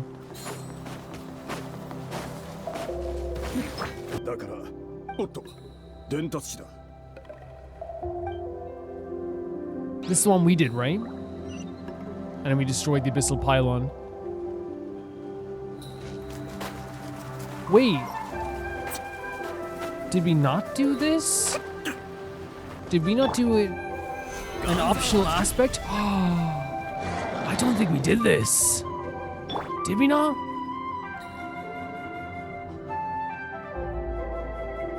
So you get a choice to rescue Ina or not as well. That's insane. This is so crazy, the different choices you can make here. They really went all out with this. Wait, these guys... Oh, we did this as well. We did this. I think so anyway. Did we? No, we came in... We did do this, yeah. And then we did choose to talk to Ina afterwards. I want to seek shelter as well, but wait, people of what did I choose? These potions. I have to get them there. I killed her! I literally killed her! I said, oh my god, I think I said the Fatui will. Oh my god, I killed that character. I legitimately killed that character. So these are the different under siege. Oh my god, yeah, the doctor was there, but she wasn't. Oh no! Oh wait, I don't even know if he was there. I don't think... Oh my god. The changes in this.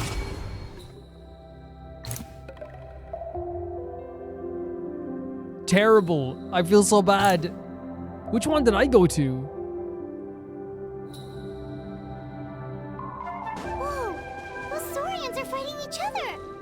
No, wait, something's wrong. I think I went to this one. Yeah, I went to the south option.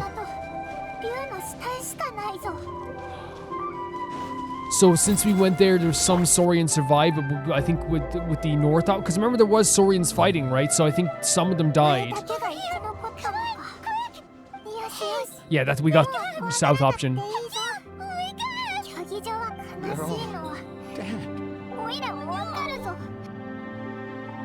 Crazy. That's yep. I did south option, so I didn't have ramen. I had yeah. Which one did I have? Civilians still fighting, I think, didn't I? Because it was the last one left, but yes. Oh, so we saved a few people. We did save a few people in this. Wait, this is the one that I went to. Okay, this is the choice I made before. So I actually did save quite a few people as well. In my one, I did save people also, but I probably also let people die also as well. Oh, I did not find those gals. I did not find those gals. I'm so sorry, gals. If I could go back now, I would change everything. No, they wouldn't have been alive in my version anyway, right? So there's nothing I could do in terms of my version at that point. They're already gone. Oh my god. They did such a good job of making like your choices both matter and not matter, right? Because it's like in battle, it's like, yes, you can save some people, but you can't save everybody. Oh my god, there's this little girl and the mother just not there now. And we have oh my god, even the motivator is unmotivated. Insane. Insane to me. Insane. I wish I took a look around now, like if I could go back. Maybe I could actually if I look at my game. She was definitely not there. She was definitely not there. I think what mine was like, yeah, the first one, I think, right? I could be wrong though.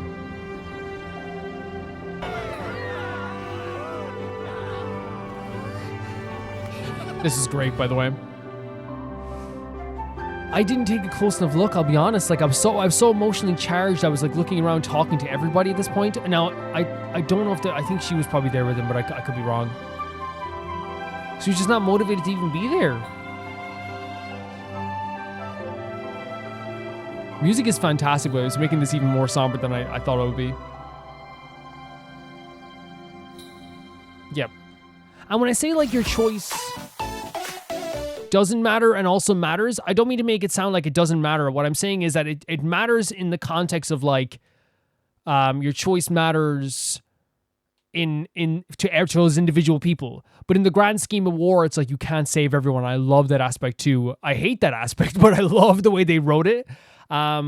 It's so interesting to me that I literally sent a girl to her death.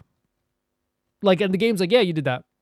And there's no givesy backs, no take backs. This girl you sent is gone to her death. And that to me is like such like a crazy change, I think, because sometimes like no matter what, someone's gonna die in Genshin, no matter what, someone's gonna be saved in Genshin. But in this case, it was like literally like a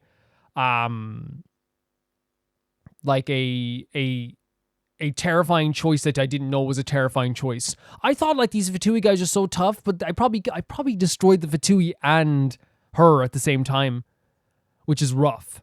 It's super rough, and I feel it. I feel it a lot. I think what they did with this Archon quest was incredible.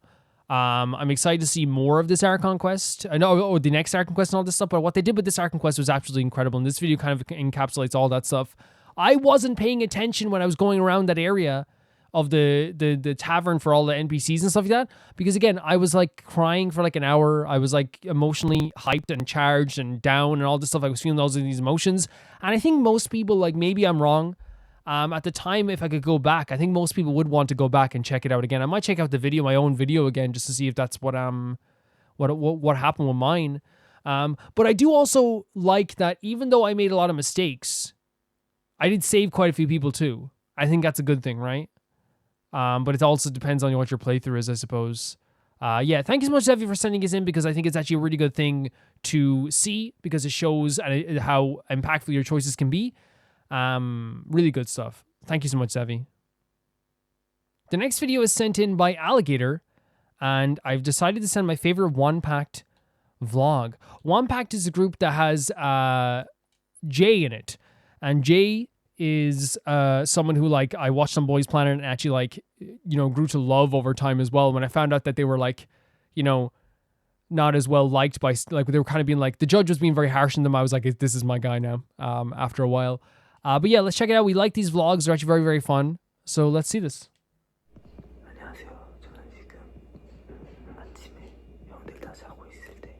Oh my god. 8 a.m.? Okay. You got this.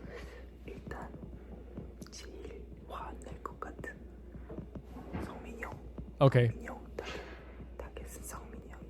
Well, he's gonna cook it in the room with them?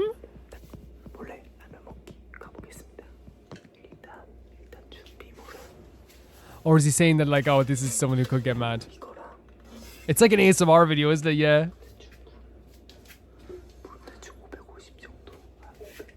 He's using bottled water?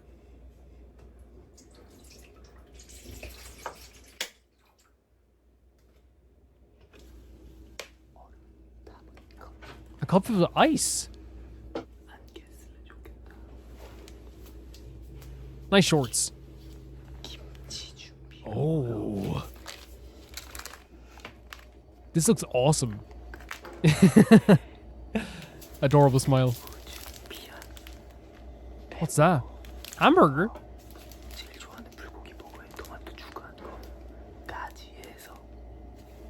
This is such a fun idea for video. It's like, don't wake dad, but don't wake the K-pop stars. You put on the soft socks? Great idea. Not gonna be here the slapping off the ground.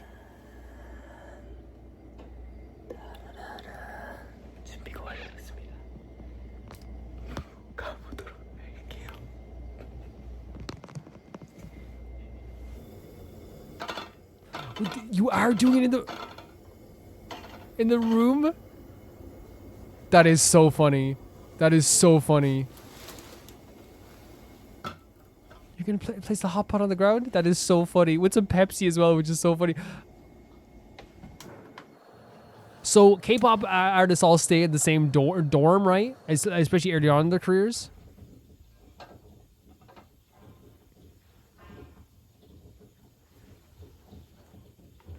Oh my god, they sprawled, by the way. The poor lad is sprawled over the place. I'm actually like, I'm like, depending on the night, it's really weird. I can be a sound or a heavy sleeper. You know, I can be heavy or I can be very light, I should say.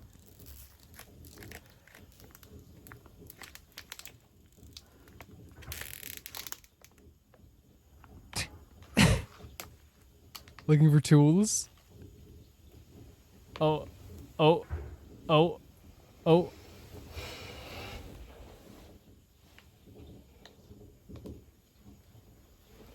Gotta get the lighting right.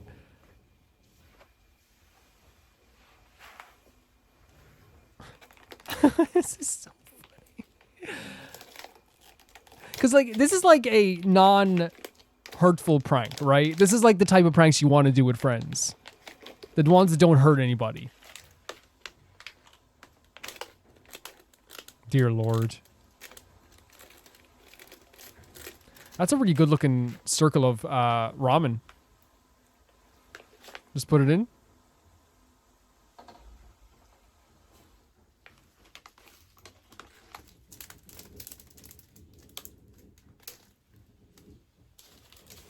Is it a thing that you eat ramen in the morning? Because I remember seeing on Boys Planet when they were having breakfast, it like looked like very extravagant.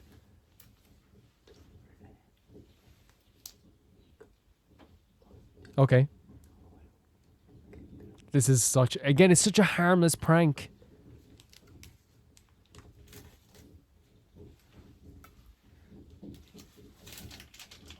Such a harmless prank.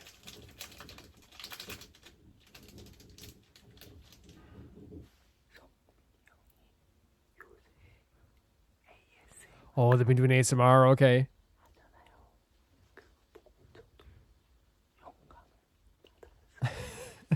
This is your punishment then for inspiring him.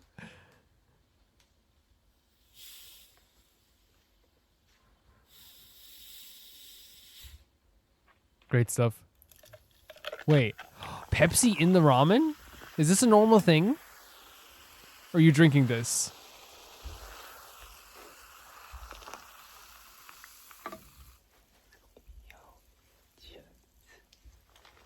Because I was thinking there for a second, I was like, are you putting this in the ramen?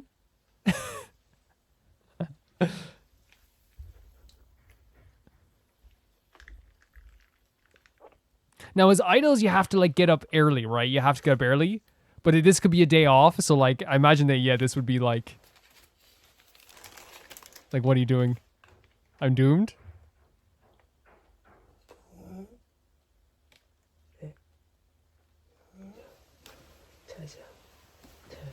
Go to sleep. What the hell? Oh, no, that's adorable. Are you kidding me? That's adorable.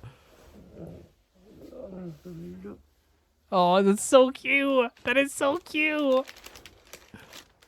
I'm sorry, that is so cute. You're gonna have to give him some of the hamburger if he wakes up. That is adorable.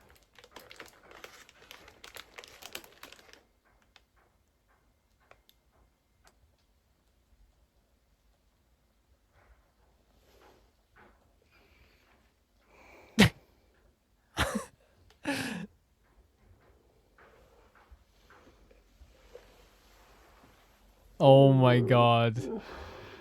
You're eating. Yeah, it's over. Wait, so they still haven't noticed the freaking ramen yet. They're like half asleep.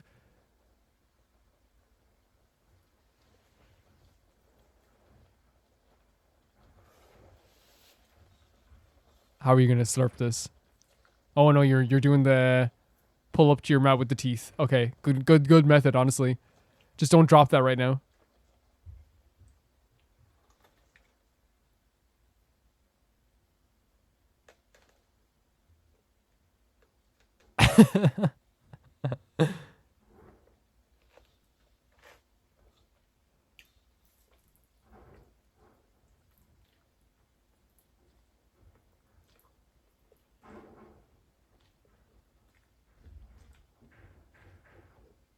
I'm so tense as well. I'm like, but like, no, you got lucky with this guy here.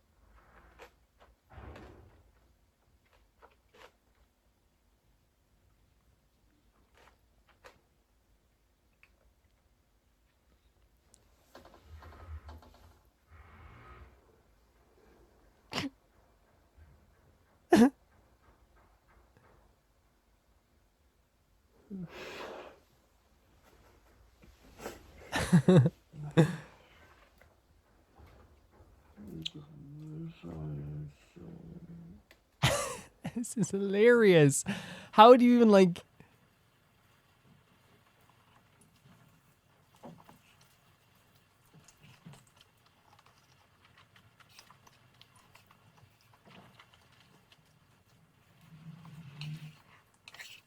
I don't know how I would like...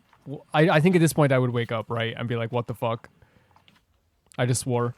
It's over, guys. Drink the Pepsi as well. Failed. Okay, you take it as a failure. I don't know. I take it as it's almost over. That went by so fast. I take it as actually like more of a victory, because the fact that like he didn't like fully like realize what was going on is pretty impressive. You know what I mean? And maybe that's just because of the way they sleep. Sorry, thank you, love you.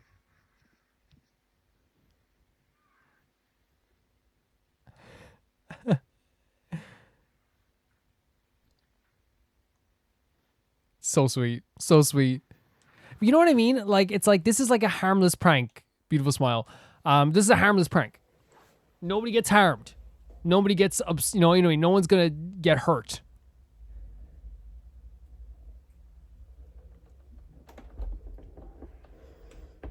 You get what I'm saying? Like, we're right into a horror university. No one gets hurt. No one gets upset. This is like, and you can see the camaraderie between the two of them as well. To have this feeling that I can do this without getting, beat up, or not beat up, but like getting like, upsetting someone, I suppose, is like a very, very, I don't know, amazing thing to me.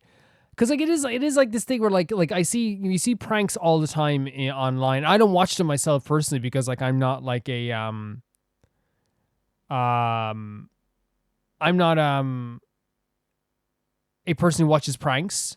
But I think this is like more than just that. It's like literally just this fun thing you can do that not only shows off how like close they are, but how like nice they are. And it's just a creative idea. It's a super creative idea, especially like for a idol group. One of my favorite things I've seen from like idol groups so far, and I've seen it mostly with Zerobaseone, is the extra stuff. Is the idea of like, hey, let's show off parts of like the behind the scenes stuff. Let's do some fun activities here or there. And like, this is one of those things that like I do like adore about watching like idol videos, is that we actually get like these like fantastic fun interactions. And in this case, like I said, and I can't stress enough how happy I am that there's like this little like joke that they played where it's like, I'm going to try and eat ramen and not wake this person up. But they did it in such a sweet way that there's no like, badness in it all. There's nobody upset. It just makes you super happy. And that hug at the start as well was so sweet also. This is actually like a really fun thing. I think more people, I don't know if this is a trend, is it? Is this a trend where you try to make food and when someone's asleep? Because like, that's actually really funny. That's really, really funny. Especially as well, by the way, like it's 8 a.m. If someone wakes me up at 8 a.m. cooking in my, in my bedroom, I'm not going to be like, I'd find it hilarious. I think it'd be the funniest thing ever. But maybe it's just because I'm not like an angry sleeper, I guess. But I would find it like so funny. I love the sweet interaction they had there. I love that, actually, by the way, the ramen looked good as well. I love this. This was so fun. This was so funny. Thank you so much, Alligator, for sending us in. That was so awesome to see. It was so awesome. The next video is sent in by Yubaka. And it's the 4th anniversary theme song, Passing Memories. And they say, almost caught up with Genshin, right? This is something released on the 4th anniversary. Holy hell. Let's go. 5 months ago. 5 months ago, guys. We are almost caught up with Genshin. We have like 8 episodes left. Holy hell.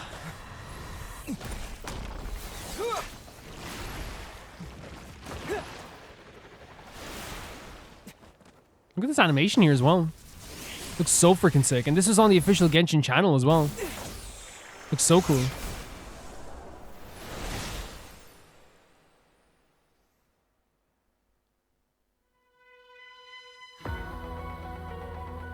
Oh, man. Oh, my God. Are you kidding me? This moment, this is from Shanyun's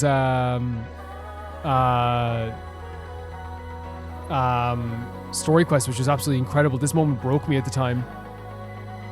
These two break me. They just freaking break me every time I see them.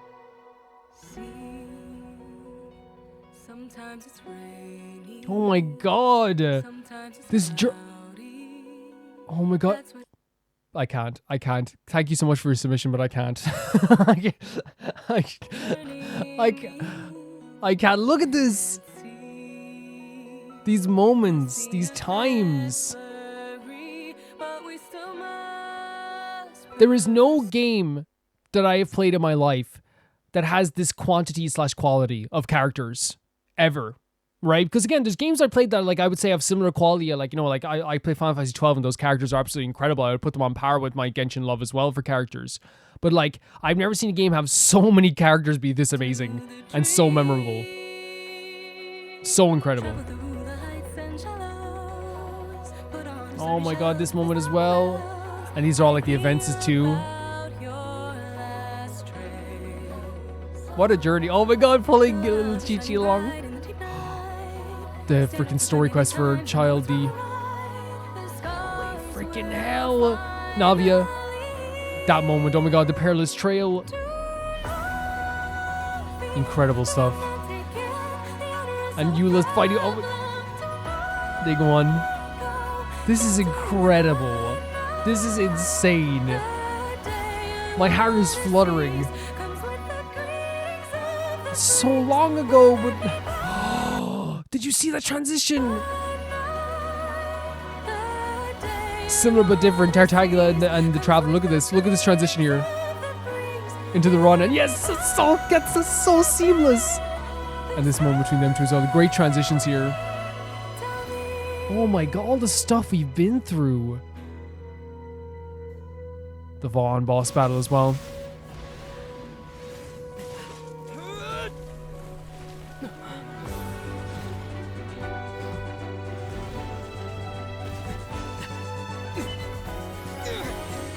I think this was the boss in the character trailer for a character as well. Rue! This music is beautiful as well. Oh my god, Hana Shirasato. Yaranara. What the hell? The stories that they've had in this game. Like, you look back at it like this and you're like, this is like incredible. The stuff we've been through. Oh my god. And oh my god, and then with freaking Garmin as well. Look at the way the difference in the hand touching, what like the different meaning between the two, right? Both comforting in a weird way, right? Both comforting in weird ways. To catch up? Now I'm really sad. This is incredible. That moment is over in Inazuma. Everything's so fresh in my mind still. I know it's even... Oh my god. Act 5. The story quest for Yoimiya as well. Our girl.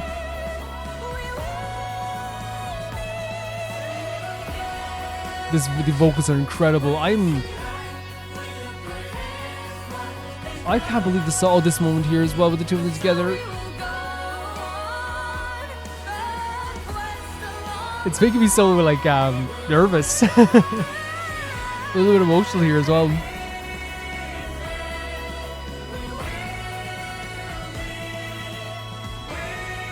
This is one of the best compilations I've ever seen of moments that have happened in this journey. Holy frick. You look so pretty here.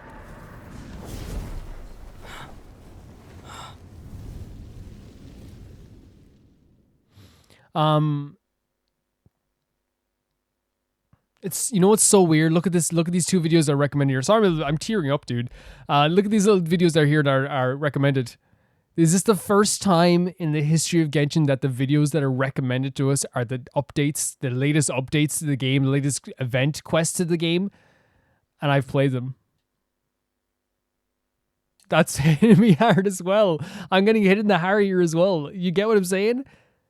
This is the first time ever when we're watching one react that the two videos for the updates that usually I try to avoid looking at, I just get glimpses of, are... It's hard to say, are the ones we just played in the latest updates for the story events.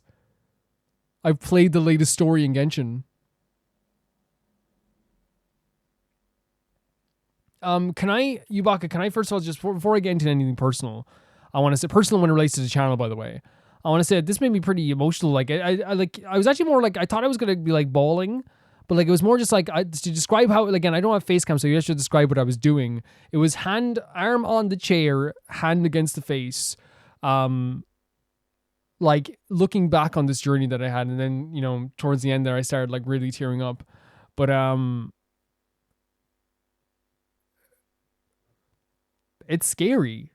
It's scary, you know? I'm trying to like not get too emotional. I know you guys love when I get emotional, so it's not really that big of a deal, but we've done almost 250 episodes of Genshin in terms of reactions and everything. And now we're about to catch up in 3 weeks. By March 30th, we will be caught up to Genshin. And that's not that long away. That's 20 days. And a lot of people have said to me I'm sorry, Yubaka, for using your submission as a soapbox.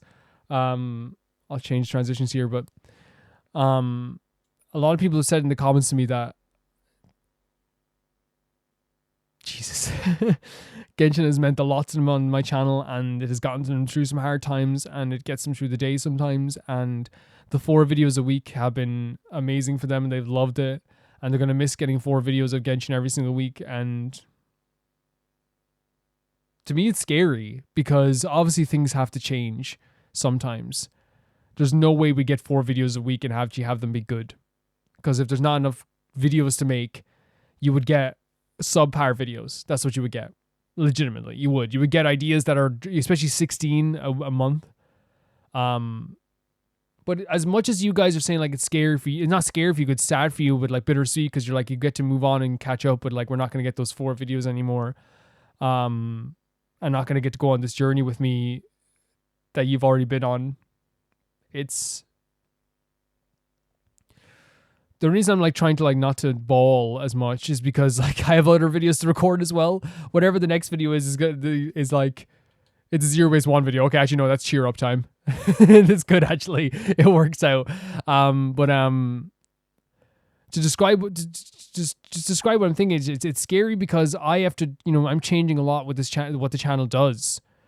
It's been such a big part of my weekly routine. I'm not gonna lie and say like it won't be like, it'd be interesting to have like extra time, you know what I mean? Because we're gonna be doing smaller videos every week, and maybe like it's gonna be like small, like it will be still Genshin videos every week, but like one of them is gonna be like a much smaller video on like the Friday possibly, and the other one on the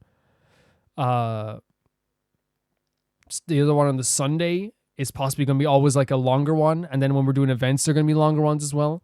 But it's different. It's gonna be different, and it's scary. Of course it's scary, but it's also exciting. When I talked about all the stuff I want to do, it made me so excited. We're going to be getting more into the lore of characters. We're going to be doing like fun, voting things from you guys. We're going to be doing events, Archon quests, all that stuff. But this video, Yubaka, puts it all into perspective, the journey that I've been on in this game, and how everything is just so fresh in my mind. It really is. And I appreciate you sending us in, because it really did give me like a perspective that I needed. I'm very happy to have been on this journey is what I'm saying. Thank you, Yubaka. Thank you. And we're moving on. I'm going to stop before I just start making myself really sad, because I am making myself sad here. Before we move on, obviously thank you to everyone as well. This was incredible. This is such a cool thing. It's one of the best compilations I've ever seen. Thank you, Yubaka. The next video is sent in by Aka, and it is, I believe, Devil's Game, which is a song I've been wanting to hear, but obviously I waited to hear with you guys as well. Devil's Game is, I don't think it has a music video, but it has a dance video for it as well, because the Blue Paradise is, I think is the album. Blue was the actual song that they chose for video. Here's the performance of Devil Game, a song from Zerobaseone's newest album. It has a much darker and stronger concept than Blue, and talks about being influenced by someone bad, or seen as bad, but falling for them deeper. No official accurate subtitles in the video, unfortunately. Also, fun fact, Hanbin's former hip-hop dancer teacher, Bada Lee, made the choreography for this one. That's very cool. She's really good, and this is one of the reasons Hanbin has such a sharp, powerful style in dancing. They're all fantastic dancers. They love using Eugene in the thumbnail. You know what I mean? Because he's so adorable. Let's check this out. Yep, here we go. So there's no official English subtitles yet, which is fine. Unless there's like, yeah. Oh my god, these outfits! I've seen glimpses of these outfits online. They're serving a lot. Look at this. They have like, so this is like a music video itself. I was thinking it was just a dance video. It's like its own, it is a dance video, but it has a concept. Oh my god, they look so good. Look at you, Matthew. Look at this. I love the kind of brown, darker tones. Oh my god, the freaking see-through netted shirt. Good work. What do we do to deserve this? Eugene. Oh my god, that's it. The fur coat. Get it, Goobin. Get it. Get it. You deserve to look cool. So neat. So neat. Look at you in the background. Today. Get it, G1. Get it, G1. Ricky's made for this. Ricky is made for this style of song. Absolutely made for it. Designed for this. How was I will say as well, like how does how is like a ball of sunshine and like one of the funniest like people in the entire group, but like you see here with even this pose here, like it's crazy like when they get into like dance mode, how they take on the song so well. Like they will take on whatever song they're doing, they take it on so freaking well. It becomes them. Hanbin. I love the outfits. It's on the iPhone 16, isn't it? Yeah. Ricky is like killing this. Jesus. Get it, you want. I know that's what you want as well. He's like really good at this too, where he's like again a ball of sunshine, such a happy, excited person, just happy to be around all the rest of the group as well. Can be as soft, can play the softer characters as we've seen, but as well like it's so interesting when you see them off camera versus on camera. They are like so like he is like such a like funny, lighthearted, and they're all funny, they're all lovely. I'm not saying that, I don't mean to make it seem like that, but again, like they're all really good at like adopting like this thing, but like then sometimes it seeps through where you're like when I see today like in like more of like a sensual concept and stuff like that, I'm still like, that's the duck, you know what I mean? I can still see it as well. Like, so I do love how they're able to like adapt to this and how they're good. They're even like, you know, like Guvin, who is like, you know, a dork, he's a dork and I love him for it, like is able to do something like this as well. And I was like even saying earlier, he deserves to be so cool, but G1 is also very good at that stuff as well. Matthew, another sunshine boy. Like it's crazy. It's crazy how they're able to adopt this. I just think like, you know, Ricky, for some reason, Ricky and How to me, like, you know, seem like almost made for this with their outfits, but Ricky especially is made for this type of song.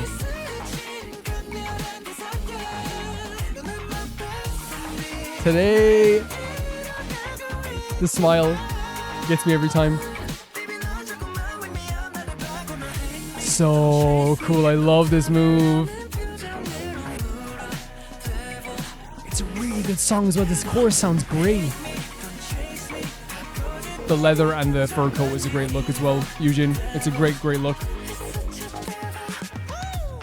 Eugene's so good. He's such a good dancer. Are we gonna get individual stuff here, or are we gonna get additions here? Hanbin.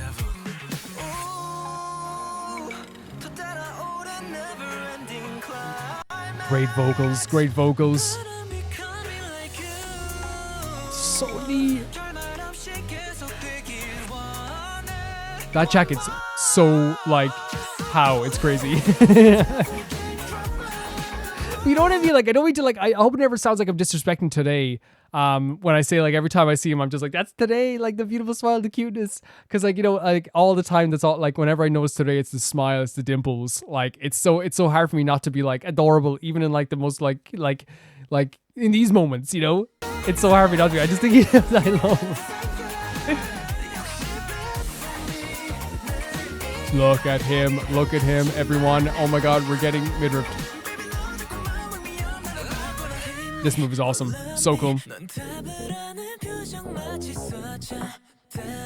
The chokehold as well, like someone having a chokehold on you as well, is such a cool move too.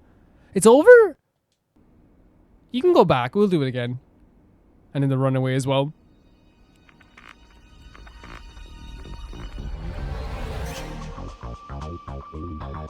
Devil game. Yes. Yes. Yes. Yes. Do you remember I said that he's like he seems like a JRPG villain? I meant that in the nicest way possible because he has such like a good like it's one of those looks that where you're like he could play a JRPG villain so freaking well. Yeah, that dance move to me is great.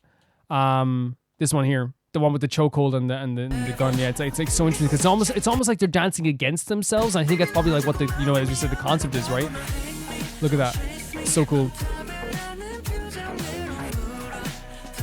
You know what I mean? Like, it's almost like they're trying to bring their own hand away from this. If you can get like a good shot of everyone here, because I definitely want to look at everyone's outfits. Maybe what's the best idea for a shot? Maybe it's this one coming up, actually. You can't really get a good look at everyone, but I think they all look fantastic. I think it's such a good... Again, I said before, I'm not a big fan of like browner, like more brownish, darker, like the brown tones sometimes, but like it's changed my mind significantly as time has gone on.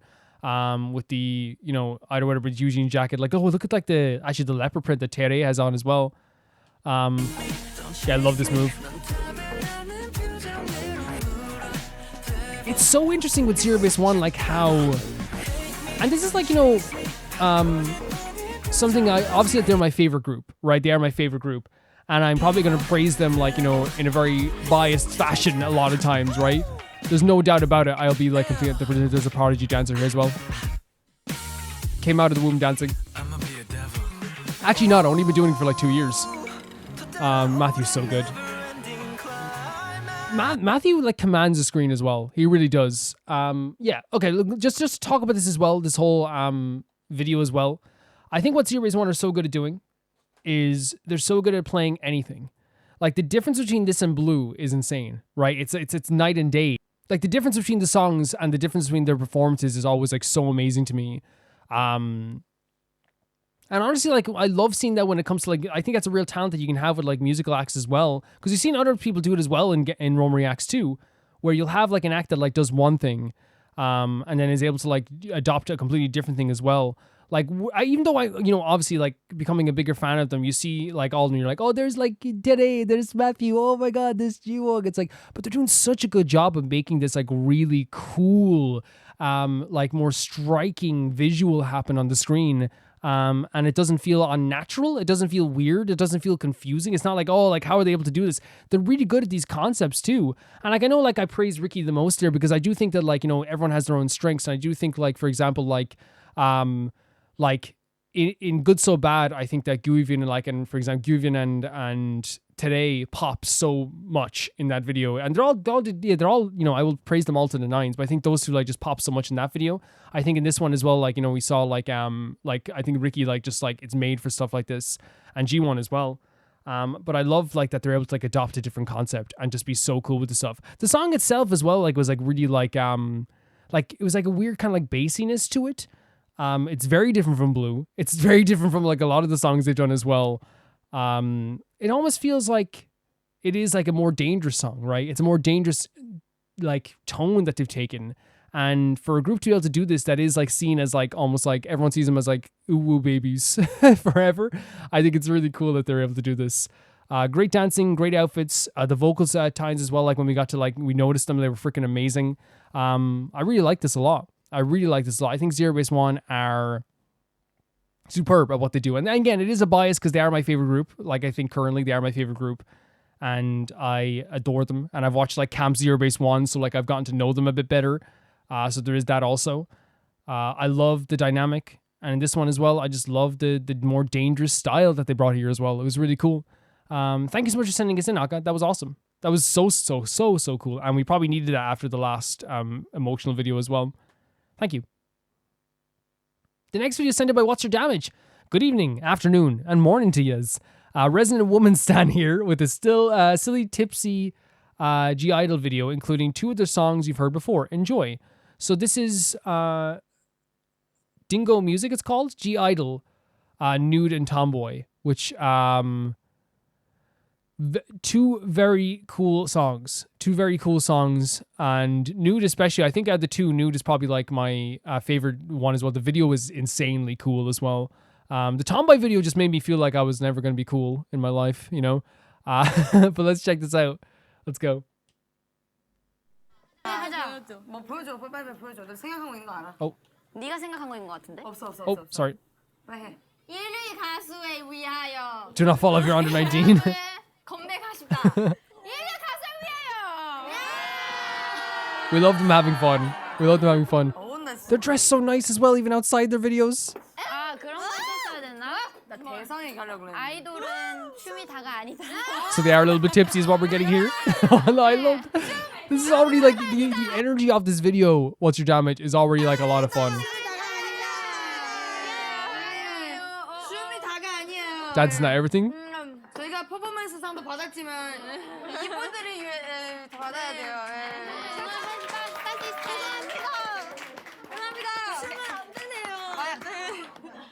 우리 그러면은 올해 두 번째 뜨거웠던 올해의 곡. Oh my god. 두 번째로 뜨거웠던. Is she talking into a spoon? Her hair is amazing, by the way. It's gorgeous. Why you think about now? 'Cause you're so rude. Think outside. Singing at a table when you're drinking. That's so fun. Because it gives the energy of like a night out, but like they're gonna be like so talented, right? Her hair is incredible. So cool. What's wrong with her? That's the lyrics of the song, right? Look at him! Let him go! Look at her in the back as well, the girl in the back.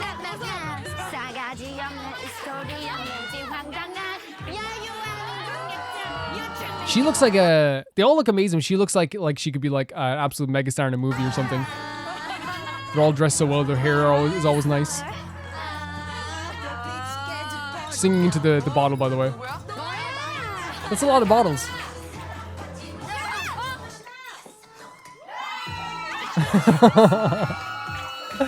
They look at her having such a good time. This is so fun. My back hurts.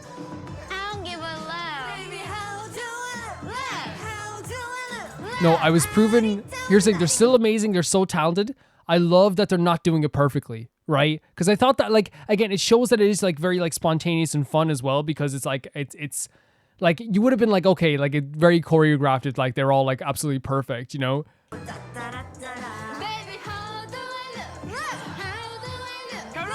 Not good.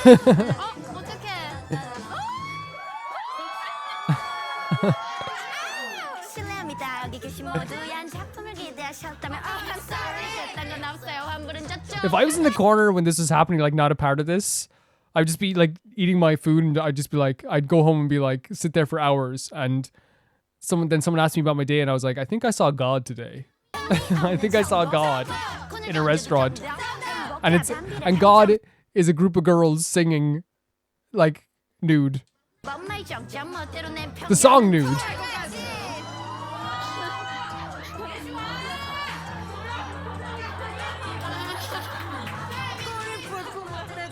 They're incredible. They're so fun. They're so fun. Go for it. Gotta go for something big.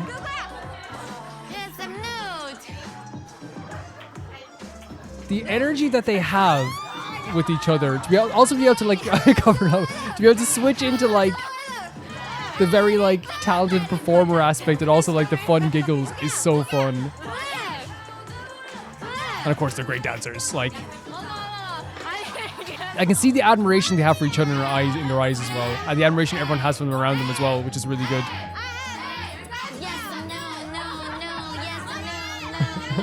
Help me.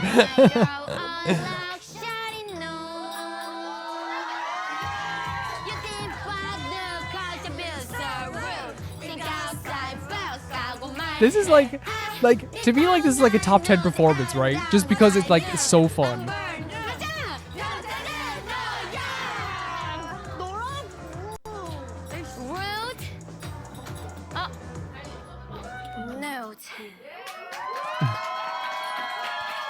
No, they did such a good job. I wouldn't be embarrassed at all. And the thing is, like, that's so fun about this is that, like, they, you know, just letting it go, right? The idea of, like, you know, not having, like, again, it's okay. And I love that they are, like, embarrassed by, like, doing this, like, in public, but at the same time, they're having the time of their lives. And I feel like that's what's, like, showcases, like, their camaraderie and the banter and the dynamic that they have between each other. That it's actually, like, very comforting for each other that can all do this stuff and not feel like, you know, that they can't, you know?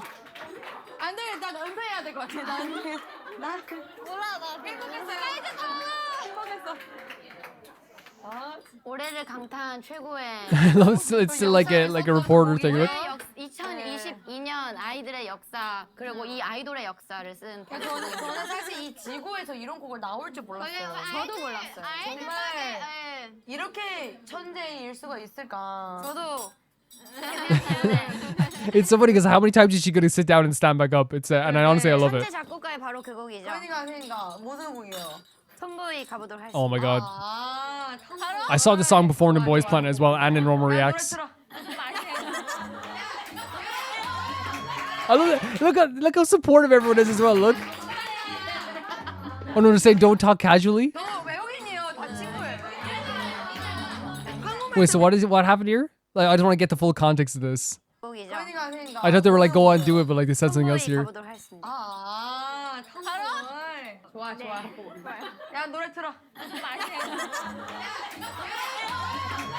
Don't talk casually.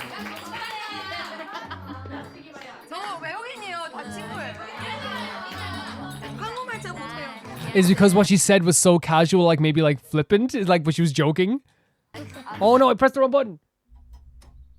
I'm so sorry. This happens sometimes. I click the button and it goes, at least there's like timestamps. So sorry about that.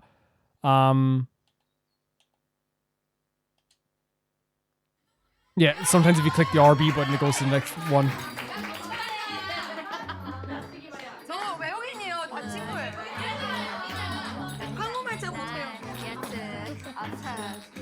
These microphones are so expensive as well.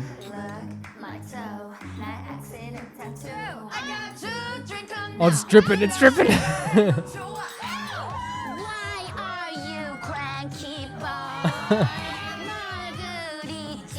Can I just say, like I said, they're all doing great, right? I want to make that clear. The girl here, like, she is like, everywhere is a stage. Everywhere is a stage, and I'm going to take advantage of this.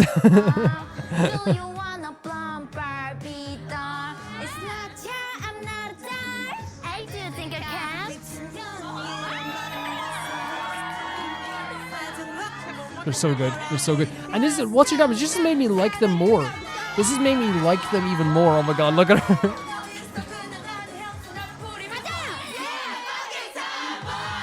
That dance, yeah, that dance. Iconic. Iconic at this stage.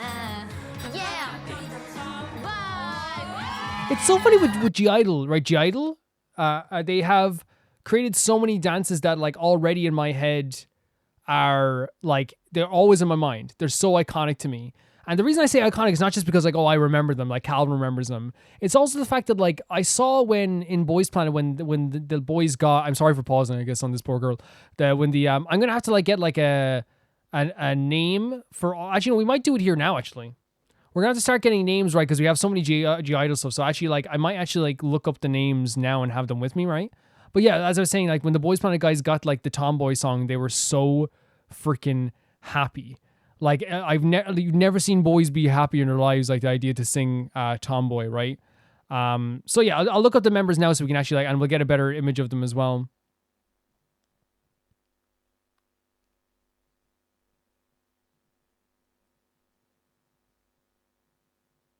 So there's 5 members.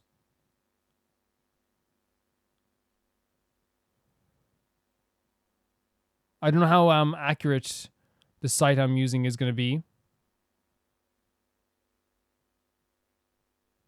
To be honest. Sorry for doing this right now. I know it's probably like, people are like, just press play, but I want to make sure like I'm kind of getting this as well. So there's Suyun, Suyeon. Okay, this site is not working for me as well. You know what people can do? If people in the comments and what's your damage, you want to do this as well. If you could then, and we'll have a conversation about then, so I'll know for future. Do a right to left of all the members' names, and that'll be fantastic for me because that's how I learned more and more going through with Zerobaseone as well when I learned their names. And since we have more G-Idol videos all the time, I definitely would like to learn more of their names for sure.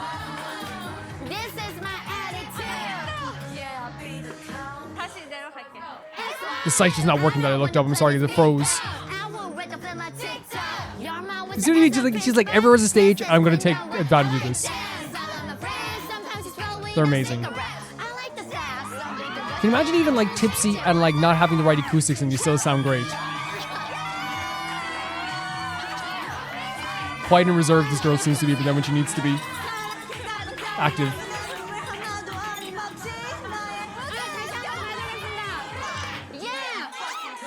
Get it, yes.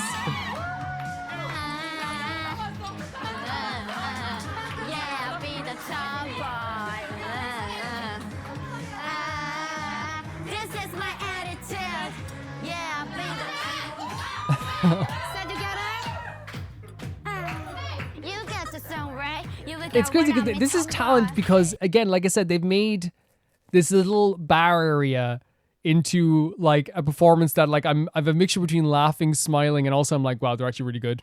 They're really good.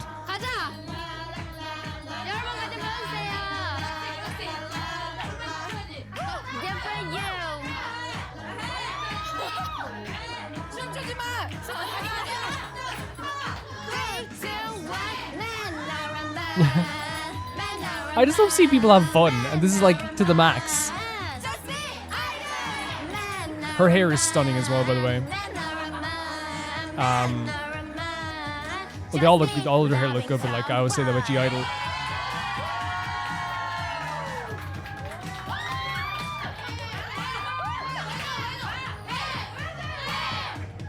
Oh. Great stuff. Great stuff. No, I just love seeing them have fun. I love seeing them be like so happy and like and you know, taking the lead on this too. Oh, relieves the stress.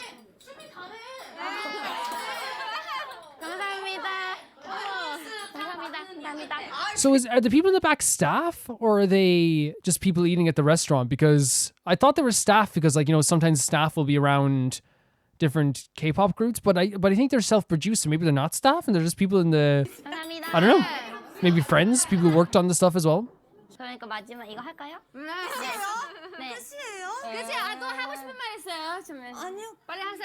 Do they have a sponsorship with this beer as well?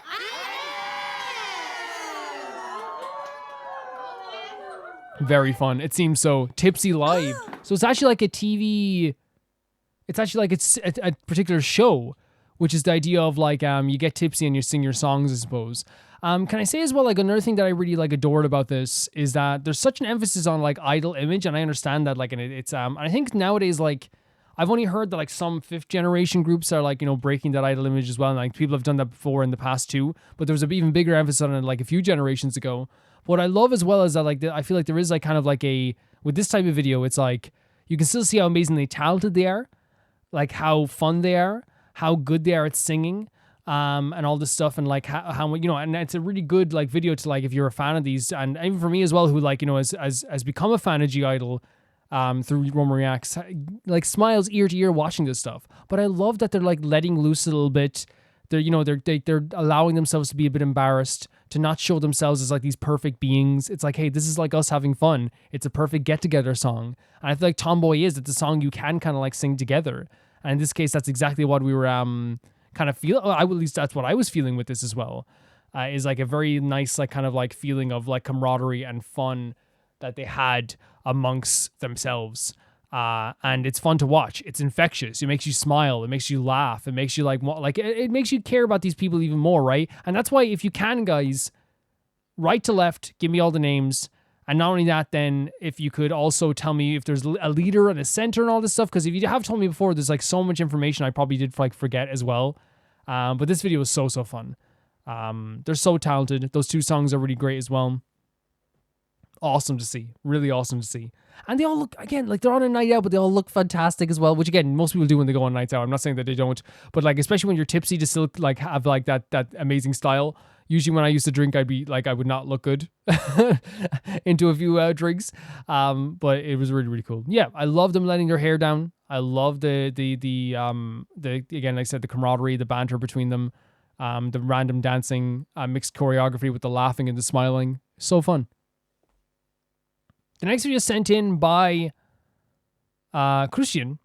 And here's a switch up from my usual ZB1 submissions, a song and slash music video from another K-pop group, Tomorrow X Together, so it's TXT. At the time, I thought it was called Text, when we saw the original song from Text in the other Roma Reacts. This is definitely one of their most iconic songs. It was my most listened to song on Spotify Wrapped in 2023. There's also an MV for the Japanese version of the song that's probably one of the prettiest MVs I've ever seen, but decided to send the original since the lyrics generally flow better. Can I say as well, the Japanese ones tend to get blocked very easily for some reason. I don't know why. Usually we have to like cover them up. And I think it's because it's just different copyright laws. So this version is probably a really good one to send as well. And Eric, by the way, guys, you send in what you want to send. I don't mind because I will find ways around it. But yeah, let's check this out. So this is, you said the name of them, I can't, and I was calling them Text, but it's actually Tomorrow X Together, which is actually like a very pretty name. Let's check it out.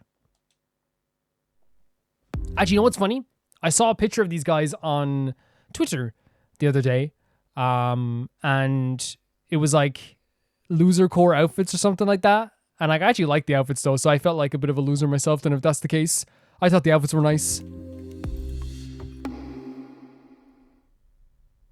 Subtitles are on, right? Oh, they're not on. Okay.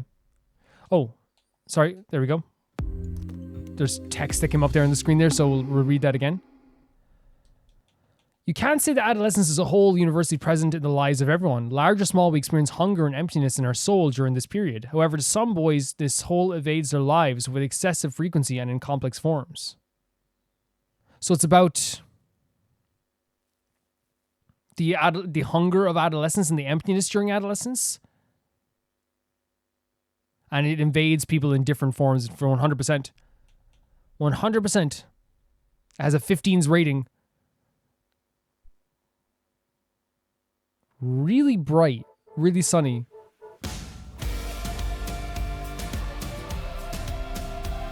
It's also always interesting to start with start again because that was a really cool start as well, like the dun, dun, dun, dun, dun. It was really cool, but like hearing a new group's or seeing a new group's music video because it's a whole different experience, right? No K-pop group is the same. Oh my god, I clicked out of it. God damn it.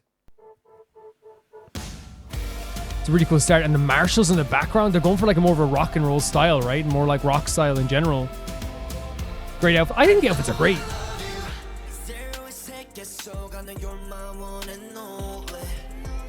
Oh, with the fighting in the background.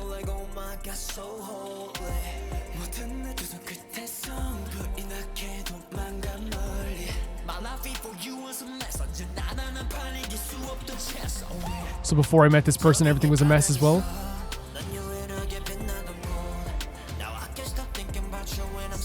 Can I say I love the setting for this? I love that they're holding microphones as well. Like it depends on like the act, of course, but I always like appreciate like when an act is holding the microphones themselves.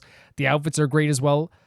This part of the video, the dancing part of the video, looks great. Like it's such a great setting. I would love, like if I had a band practice space like this as a teenager, I would have been so happy. Oh my god, take away to your hometown. It is like rock vibes, pop punk vibes. Oh, great stuff. I was fine to die.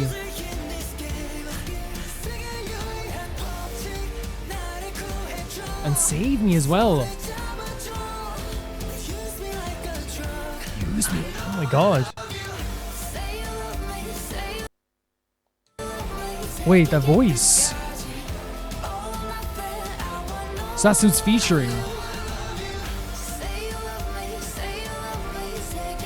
Added such a kick to the song as well, right? I'm not gonna make it. Interesting, because like they start off with the idea of like the idea of holy as well, right? And it then says, "I'm not going to make it into heaven. I don't belong there." This is such a sweet setting, though.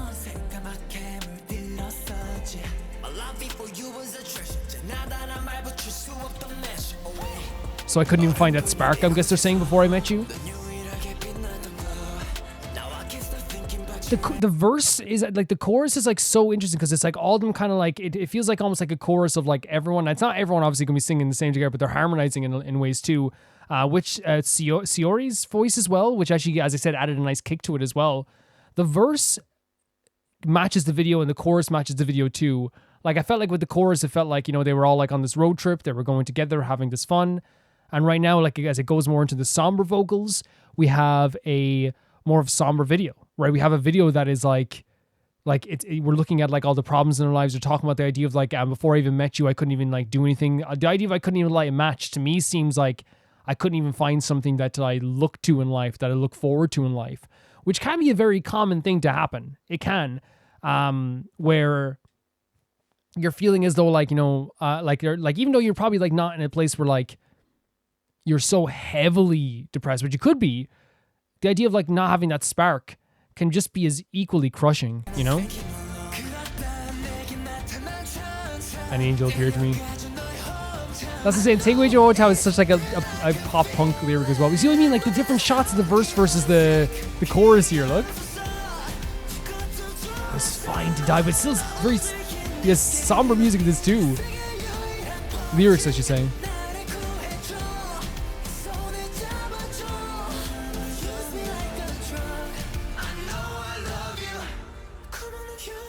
Interesting shot as well. Look at this. The side's almost like it's like a stage play. It looks like it looks really cool. But yeah, I guess like then this chorus like changed it up like almost into, because like while then like the last one that was full of like really like upbeat imagery with like but there's like even more of the very somber imagery like injected into this, right? I was fine to die is such like an interesting line. To me it implies like I could care less. It's like, okay, if I die tomorrow, who cares, right? That shows that there's no spark, there's no happiness in life, you know? It's like I don't live for anything. I love how this is shot as well, guys. I really do. They had the It Loser thing on their arm.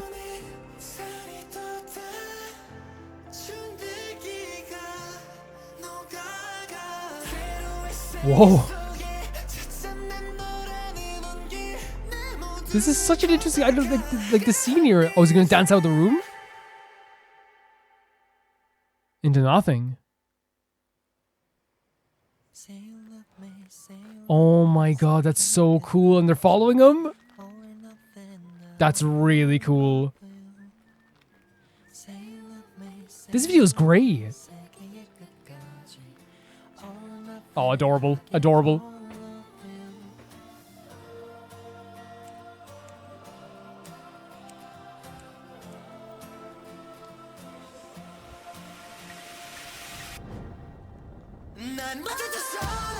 But they're happy that the carriages go.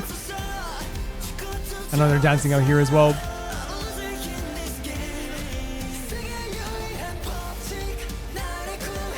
Save me. We're going to take it back to the other shot there in a second as well, but...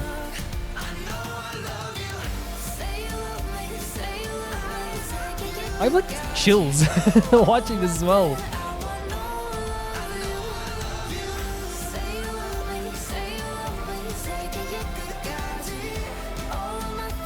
These shots as well, by the way. These shots are just like the singular shots of like zooming in on their face, by the way, as well. Like, and again, contrasting the very active scenes as well, right? We have these like really active like dancing scenes where they're in the pool, you know, together. They're driving away together. They're pushing each other or something like this. And like, you have these scenes where you're just like literally staring at them. It's almost like this is like how they're feeling outside of all of this as well. Like outside of this happiness. I just noticed them all in the background there as well. That's a very cool shot. The dance is great. Like the choreo.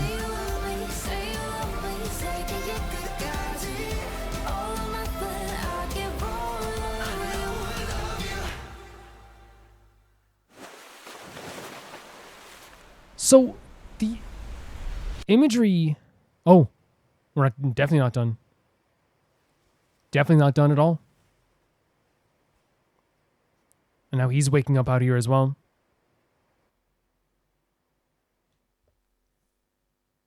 It's such an interesting video. The part I want to go back to just for like great shot aspects is this one here when he starts dancing out the door.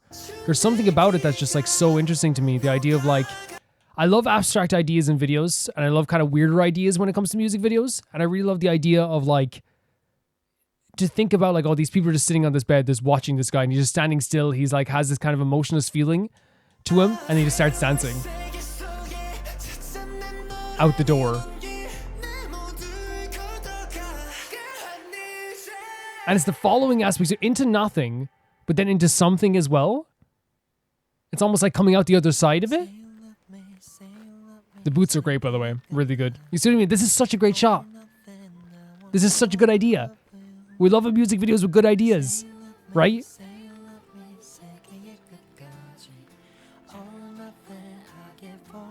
The very slow build up in the pre-chorus as well, by the way.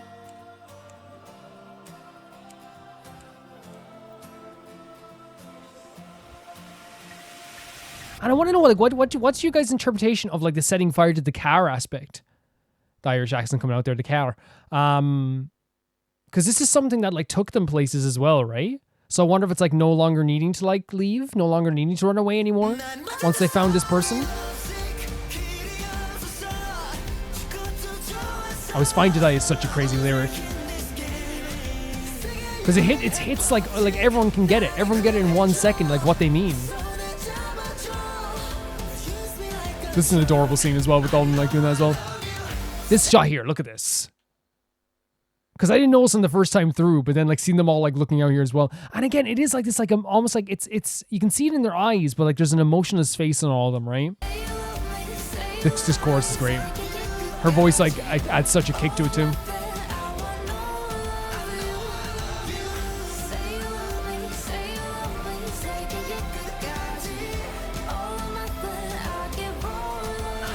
Great stuff.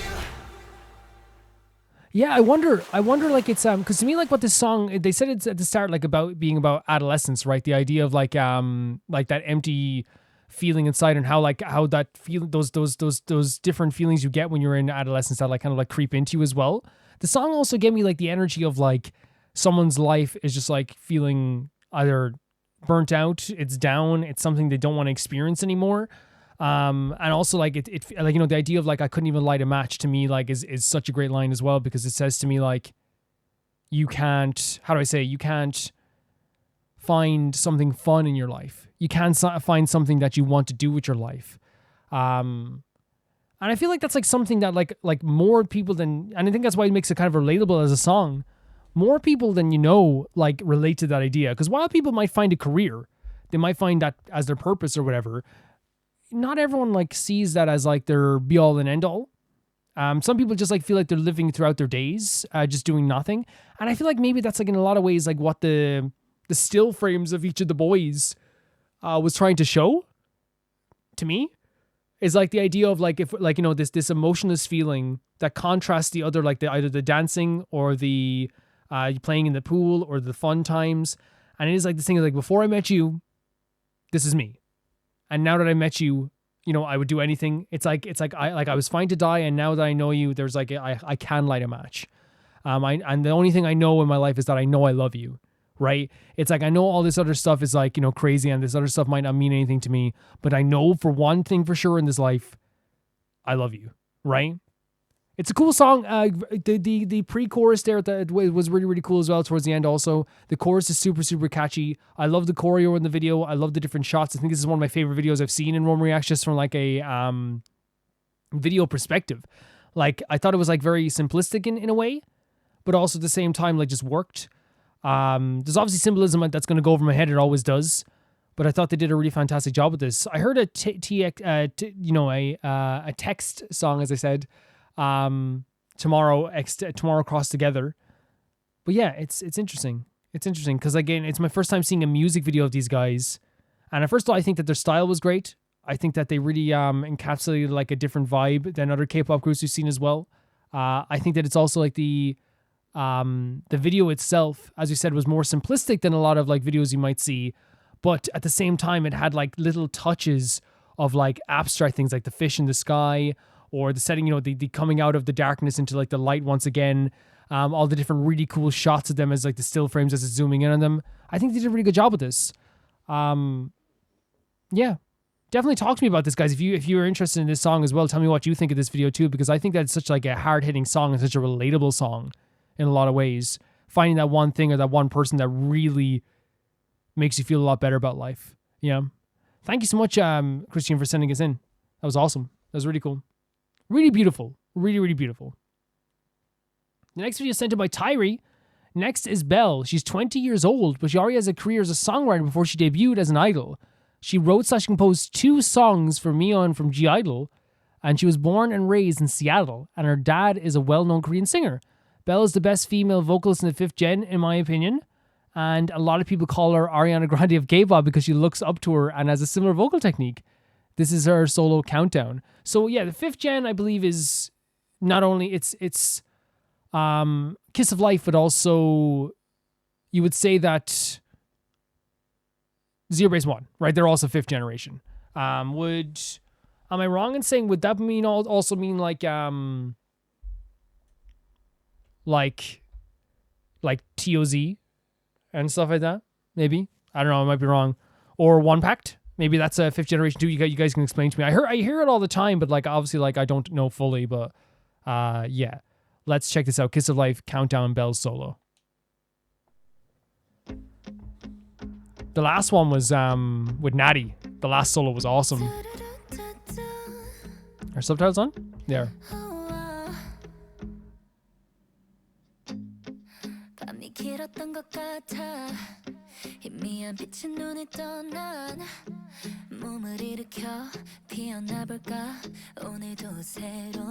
Shall I bloom anew?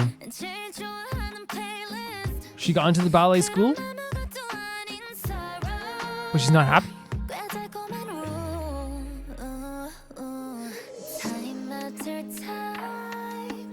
Yeah, the vocals are really strong, aren't they? Really, really strong.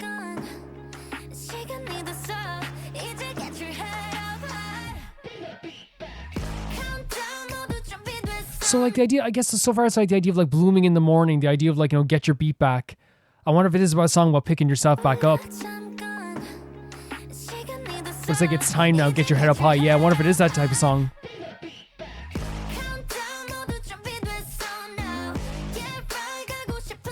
Yes, get some sugar in you. Do you hear the beat in the background as well? It's really crunchy. Really crunchy. You don't always hear that. The rebound, so obviously coming back like as well. She like practices the dances, so maybe she doesn't want to be a ballet dancer. She wants to like do this stuff instead. Like emulating the TikTok dancers.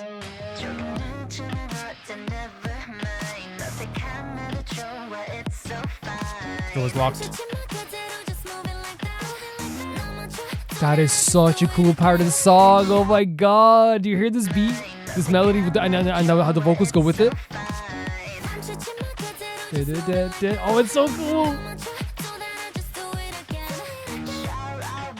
Born This Way. Yes. I can see myself literally down. You have a key?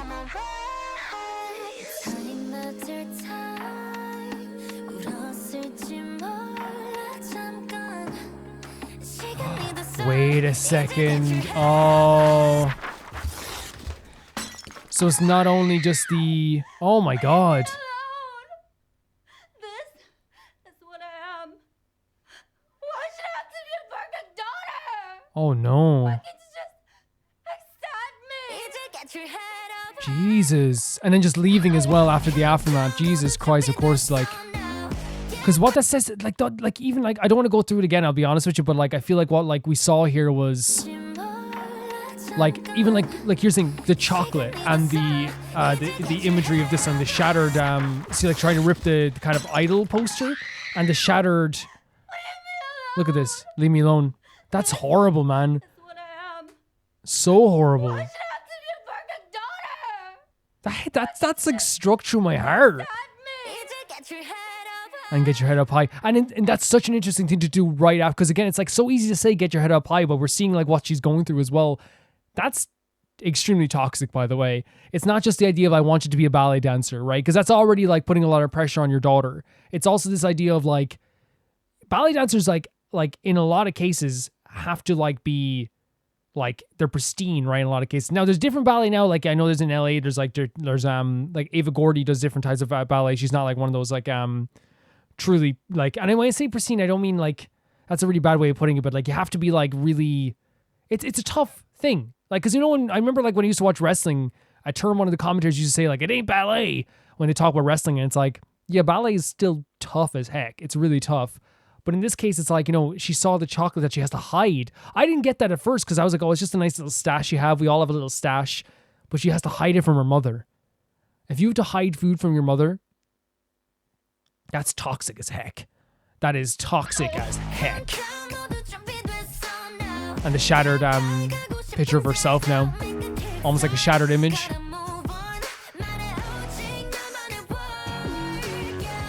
Oh. It's makeup on the ground.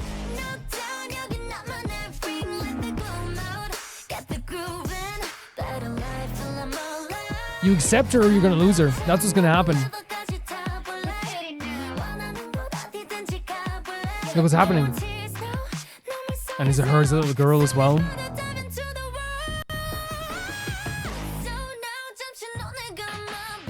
Jesus, what are you doing? Oh my god. Hard. And he's looking at pictures of when she used to be younger, and the mother's like freaking ripping apart the jacket that she has on here as well.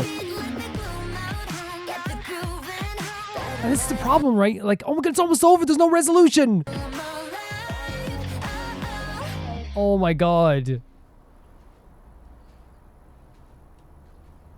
I know like you're not always going to expect a happily ever after. Right?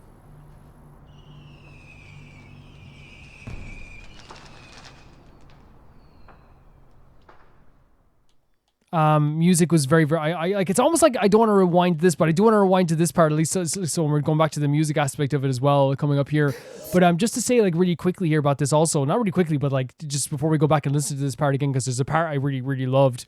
Like the song itself was like really crunchy, like the music in the background was crunchy, which I like. I'm a big fan of like metal and rock, so like whenever I hear like a crunchy beat, even if it's like in a pop song, it like moves me. But what happened here in this video is what happens quite a bit, which is like, and they don't realize until like 5 years from now when their daughter doesn't talk to them anymore. Why doesn't my daughter talk to me? I wonder why. And in this case, what it is like, you know, you're promoting a bad body image for your daughter. You're telling them that, like, you know, you're making them have a bad relationship with food. You're going to make them have a bad relationship with their own image. You're going to make them, you know, have a bad image with a bad image of what a parent should be. All of this stuff.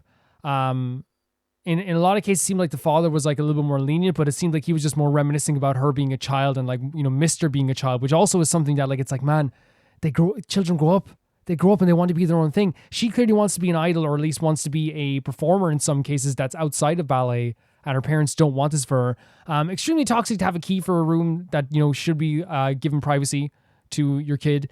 The idea of like, I need to be a perfect daughter. Jesus Christ, that has to be painful. So freaking painful. And in this case as well, I wonder if this is like something that she truly went through as well, because like it's hard to even think about. Because again, it is creating like more problems. And again, it's one of those things that like I would always say, any parent that like thinks like this or does this with their kid, I would say they're always the same thing. Either you accept them or you will lose them. There's no in between. There is not a single in between. And that's just it. Yeah, we'll get to this part of the song as well. And you deserve to lose them as well if that's the case. That you don't deserve them as a child anymore. Yeah, I just saw this as like, oh, a nice little stash of food, like, like, oh, nice, but then I, and she has to do this in like secret as well, which is not good. Oh, it's Instagram Reels, okay.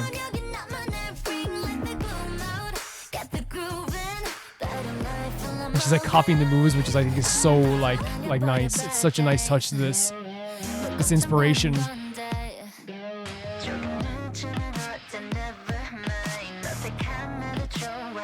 I like even the awkward me. This part here is great. And she has her own secret key as well. And I say I'm born. I get. Oh my god, yeah, I'm born this way as well.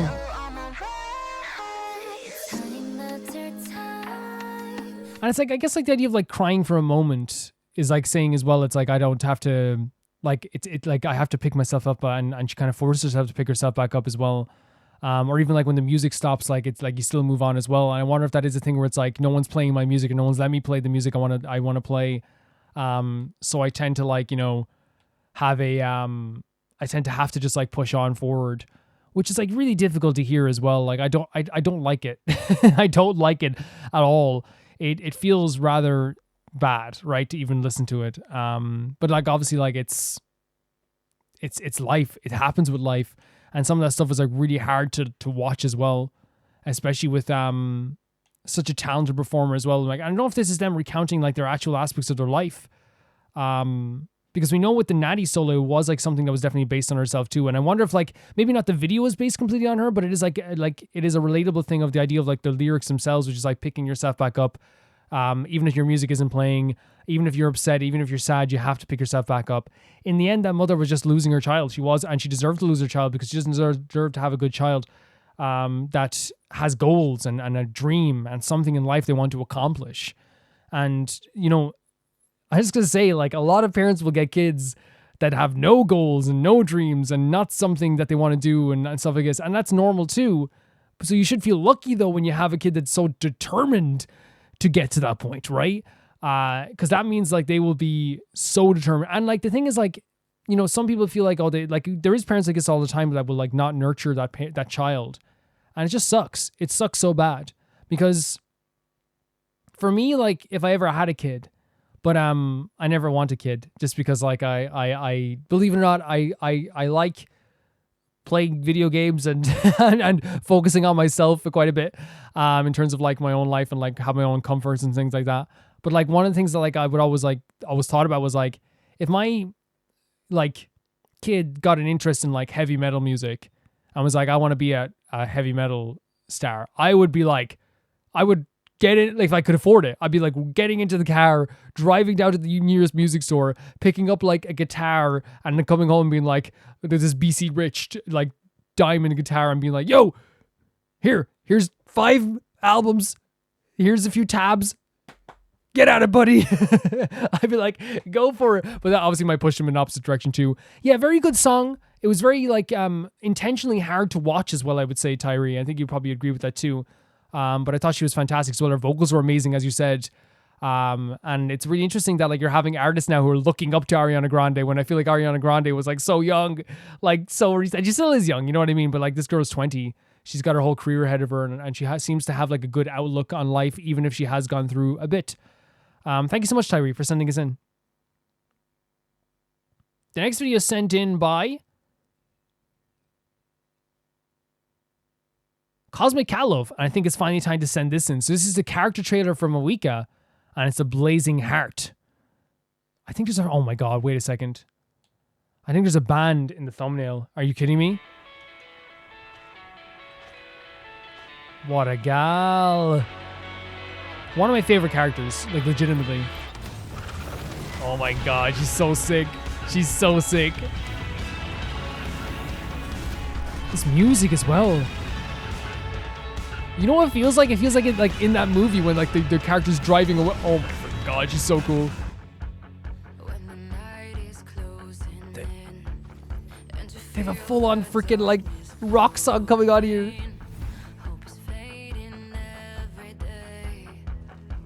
And she's hope is fading every day. She's looking at everyone she's passing by. She lit the fires. The signs of the canopy.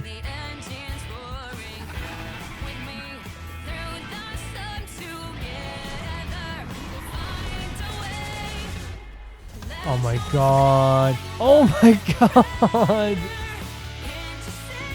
Are you serious? Mauvika. She's amazing. She's amazing. Who's in the band? Oh, there's no one right now. Okay. She's performing and singing. That's so awesome. Destiny's Want Me Make It. She's so cool. She could be like a pop star, right?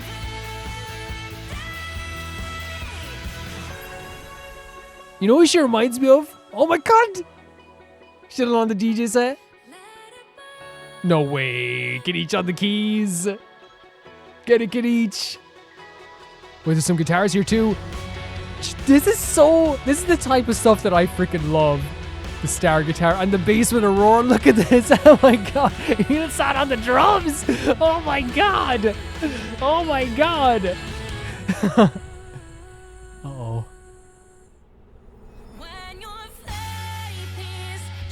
So incredible. Look at this. What I mean is, this is the type of like, and I don't want to say it's like really like campy and like really over the top, and it's like, but this type of stuff I freaking love so much. I love it. All of them in a band together. I'm smiling from ear to ear. It hurts how much I'm smiling. The dawn is breaking. She's such a great leader. She's such a great leader. Look at them, they're all fighting together as well. This could be an opening for the like Natlan anime. Natlan's so great, by the way. It is like one of my favorite places. I would say like it's in my top like 2 favorite regions. It's probably in my top 5 for sure. Look at this, holy crap. I got this, the band stuff is so fun. It's so fun. Yeah, embrace it, embrace it. Are you doing... Chasca's doing a solo? Inasan on the drums is so cool to me.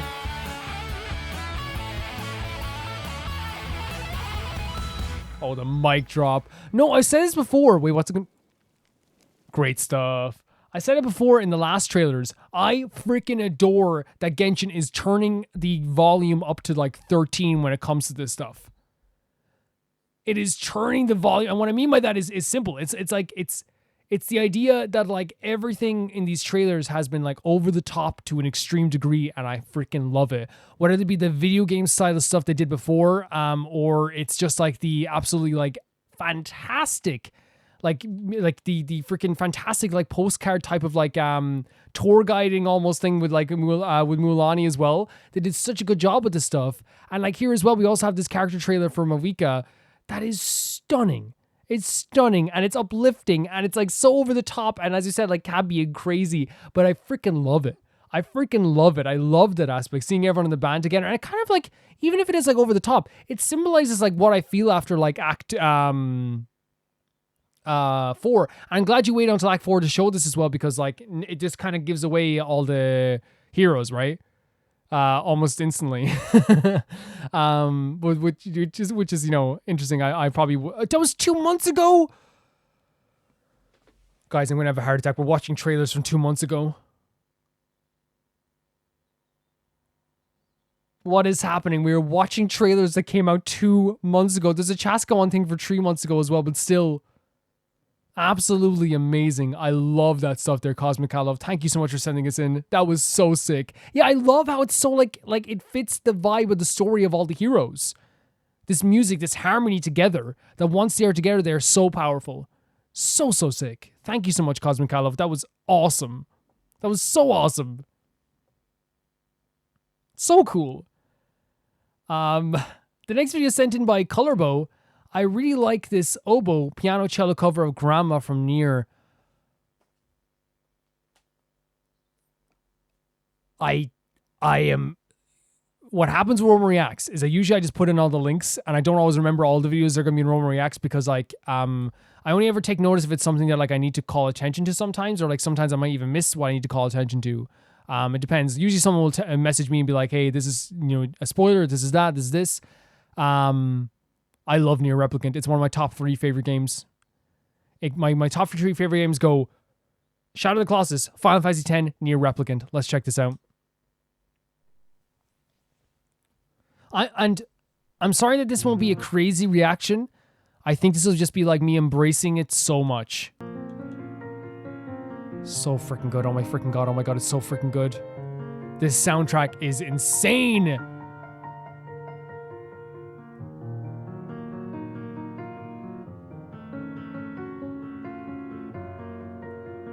Gorgeous. It's gorgeous. Oh my god. that's the way they're doing this?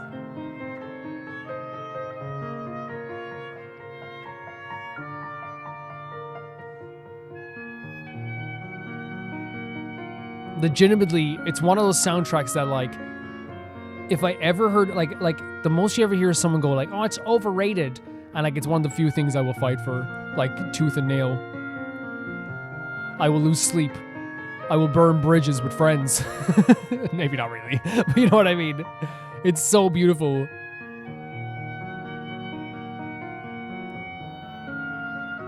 It's one of my biggest regrets not playing it on the channel. It was before a time that I knew people would like this type of stuff on the channel. Oh, which is, and again, that it adds that with the cello, it adds like a deepness to it, right?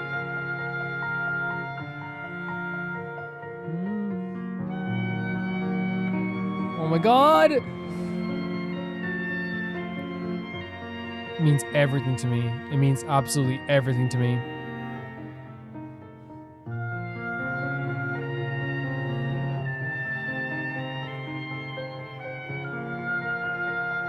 And it's just such a good soundtrack.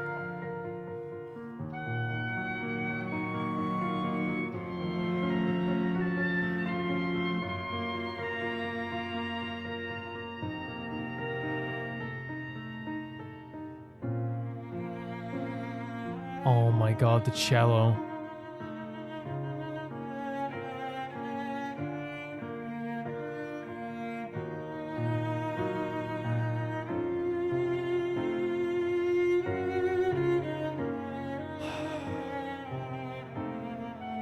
The oboe is such a good idea for this as well.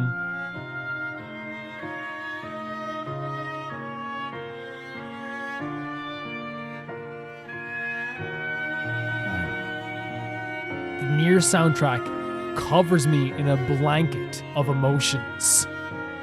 I feel warm, and I feel like I am impervious to pain for a while. That is not anything, but then I also will feel a mad amount of pain in my heart. Physical pain impervious from.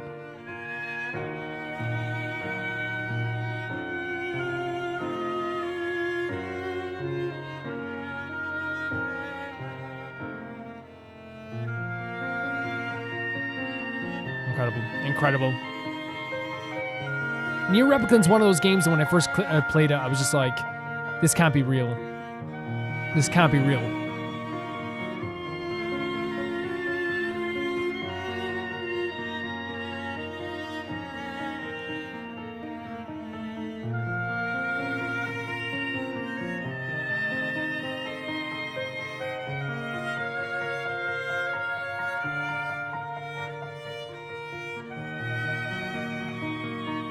I might need to play this again. I might need to play Nier Replicant again.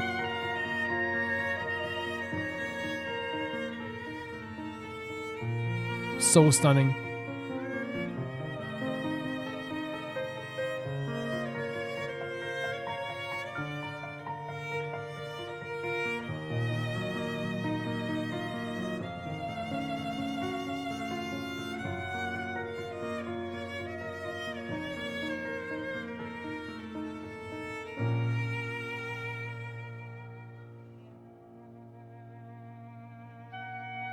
So pretty. No, let's let it play. Sorry, I'm just letting this play because it's like it means a lot to me. This soundtrack, it means so much to me, guys.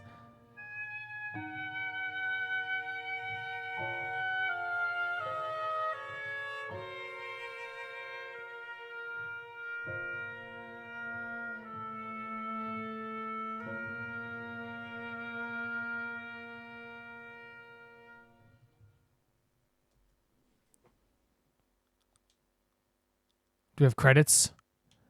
We have this as well. When Mom Isn't Home, English Horn Edition. Okay. Yeah, Nier to explain like first of all, the soundtrack is just self-explanatory. It's so incredible. Like it's such like a soulful, like magical feeling listening to the Nier soundtrack. There's never a time when I listen to the Nier soundtrack that I'm not just like absolutely in like a state of like euphoria that cannot be like replicated Replicant by many other things. Like it's such a strange and magical feeling that you don't get from every freaking soundtrack. You just don't. And I know it's like a horrible thing to say sometimes, but like everyone has like their own preferences when it comes to soundtracks. Honestly, like, you know, the way I would describe it, like if for other people that maybe haven't played Nier, when I'm playing Genshin and I hear the Liyue Harbor theme, it's like that. It's like this tingly feeling of like, oh my God, like look where I am now. Look how I feel. Like this whole, it like engulfs you. And that's what happens with Nier Replicant. I played Nier Replicant years ago for the first time. The year it came out, actually, on PlayStation 4, I played it. And was that 2022? Or 2021? Might have been 2021. I think that, like, the first playthrough was amazing, but then, like, the 5 playthroughs I did afterwards, incredible. It's not normal how much that game made me feel so magical at so many times. And Nier Automata is really great too. It's like fantastic too. I just like love Nier Replicant more. Colorbo, thank you so much for sending this in and making me feel those feelings again. Nier Replicant is so, like, from that first beat. In fact, if you want to search on my channel, I did a Game of the Year video for the year this came out. If you want to search that on my channel, like, you can. And you will find that, like, you would find the Nier Replicant video. Actually, I'll link it in the comment section down below. You can click it from there. But I was very, I praised that game to the nines because that song means so much to me as well. Colorful, thank you so much for making me feel something here. Thank you so much. Feel something reminiscent, I should say, because, like, you know, Rome Reacts is like a 30 video marathon of feelings. But feel something so reminiscent and familiar, I suppose. Thank you. The next video is from Katsith. This is the opening song for the Chinese animation Fei Ran Zai, or Non-Human. It is sang by the Vocaloid Louis Tiani. The show is a slice-of-life comedy about creatures and characters from the Chinese folklore mythology, living and working amongst human society in modern China. I'm going to turn on CC for the subtitles. Let's go. Oh, sorry. It's on. Oh, really pretty all. Oh my God, it's adorable.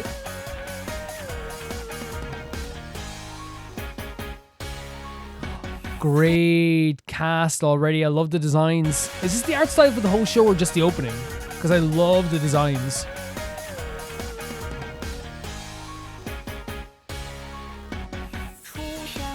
Oh, on your phone. It's okay though. It's okay. It's an iPhone.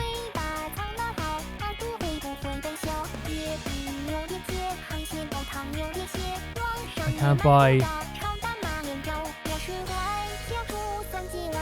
The vocals are beautiful. Stunning. I love the art style so much.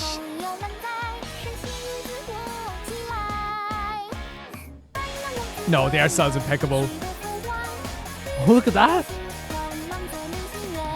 So this is, oh my God. Every single moment of the art style, this is really, really cool. So it is about, like, all these folklore creatures living in society, right? Because I think that's what the vibe, yeah, that's what you were saying. That's it. I love the colors so much. And the lack of colors in, like, some of the characters is really cool too. Like, just the kind of, like, muted colors, I suppose. Do you want to use the escalator to travel to the heavens? Great line. What? This is so cool. Where can I watch this? How to hide the tails, oh my God.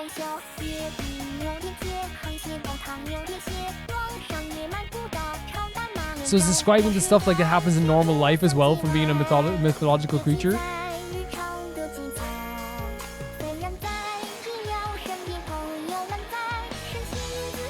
This is so cool.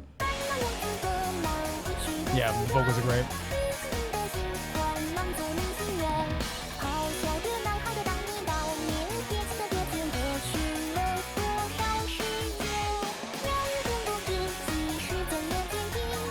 So freaking cool. Like, look at the freaking, like, leaves coming out of this kid's head as well. They really are like, it's like very normal to them, right? But like obviously in the real world, this is probably very like crazy.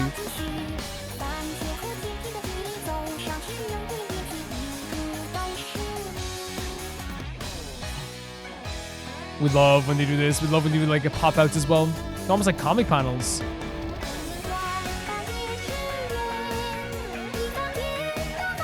Super sweet.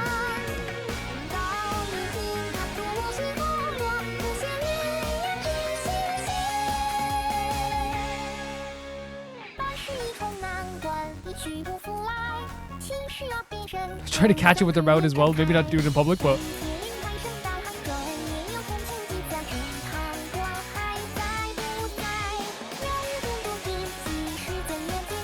I'm blown away about how much they're fitting into one opening here.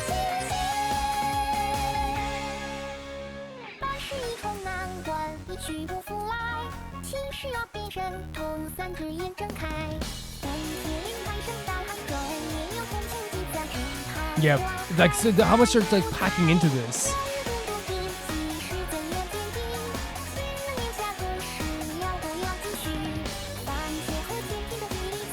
Adorable, adorable.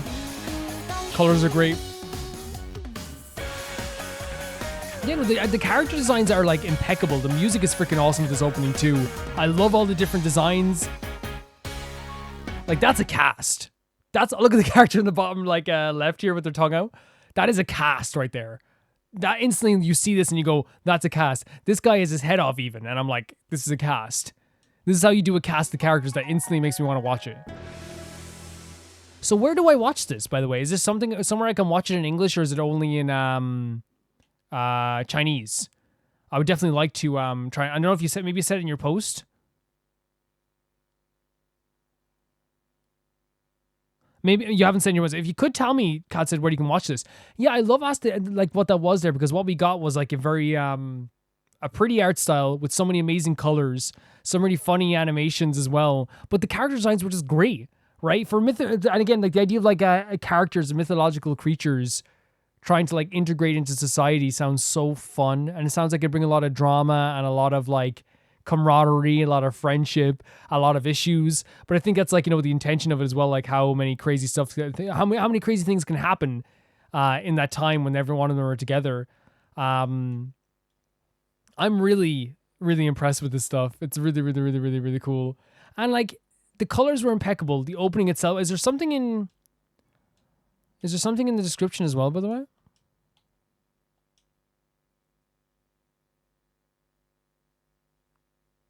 Oh, there's like annotations. So like a pair of Mandarin ducks is more enviable than an immortal. Mandarin ducks represent a happy couple. It's saying that nothing is even being a god is better than love. Oh, cool. The 81 trials versus the West. The party must overcome 81 trials. 72 transformations versus someone with 20. Oh, okay. Might be one of the red. There's like a whole translation here. And there's like lyrics as well.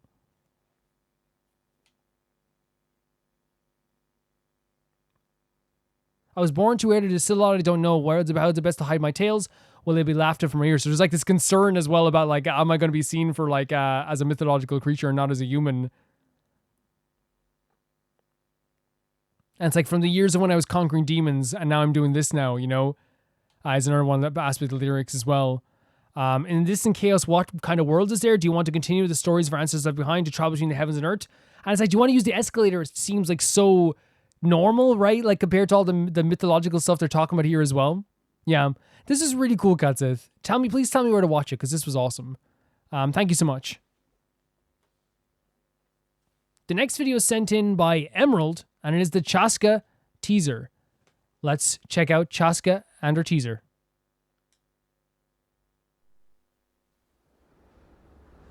We love Chasca. We're big fans. Massive fans of Chasca. Yasha, the Inca gang called dibs on this job. Oh, she's a problem solver, yeah. And that means it's yours? Not in my book. Yasha, back down, or you're not gonna like how this ends. We had an understanding. Oh, she's gonna step in here, isn't she? But taking you out she's gonna like step in. Deal. Come on, Chasca. Boss, now's our chance. Let's get him. We'll show you. Yeah, let's go. Very tense. They're showing how tense this is now with the split screen too. She's here. So they know. They know. Oh my god, Chasca. Yasha, do me a favor before this gets ugly. Let's talk this out, shall we? Chasca, this will end in blood. There's nothing you Oh, can do to Chasca will stop it. it. Enough talking. Let's fight. Oh my god, she's so freaking cool. 2 against 1, huh? Looks to me like you put aside your differences. Yeah, to fight her. And now you're gonna get destroyed. Chasca, we came to Why would you be so determined to spill blood? And that blood is yours. Wait. With you out of the way, we won't have to watch our backs. Wait, so they How's that for wanted to peacemaking? lure her in? Here's a little gift from the Inca and Yasha gangs. She's so cool. And she is such a soft character when she wants to be. I love how they show her cool side here though. Don't you think? You misunderstand me. Dealing with you, that's the easy part. Chasca.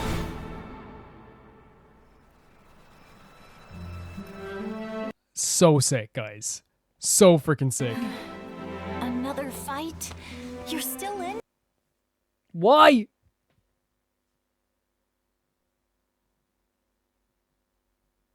Oh man, this relationship I love so much.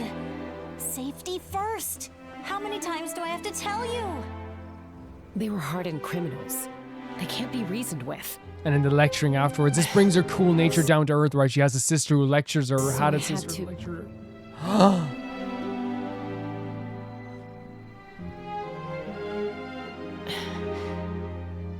I almost forgot. My messes don't need excuses anymore. Oh my god. Did this come out before or after what happened 3 months ago? Did that come out before or after Act 4? Because that's insane if it did. Like, is it like really like telling what's going to be happening with that then, I guess? Amazing stuff. Again, once again, what they did with Chasca with the teaser is different, obviously, from the trailer. With Chasca's teaser, it showed this character who is like really well... How do I say it? Like when you say like she's a character that like is... How to say, she's a character that like is like really cool. Like she can be really cool and she's really put together, but they bring her down to earth so easily when they have her sister lecture her. Her sister kind of like kept her down to earth, and I really feel like that's like such a really cool aspect of her character too.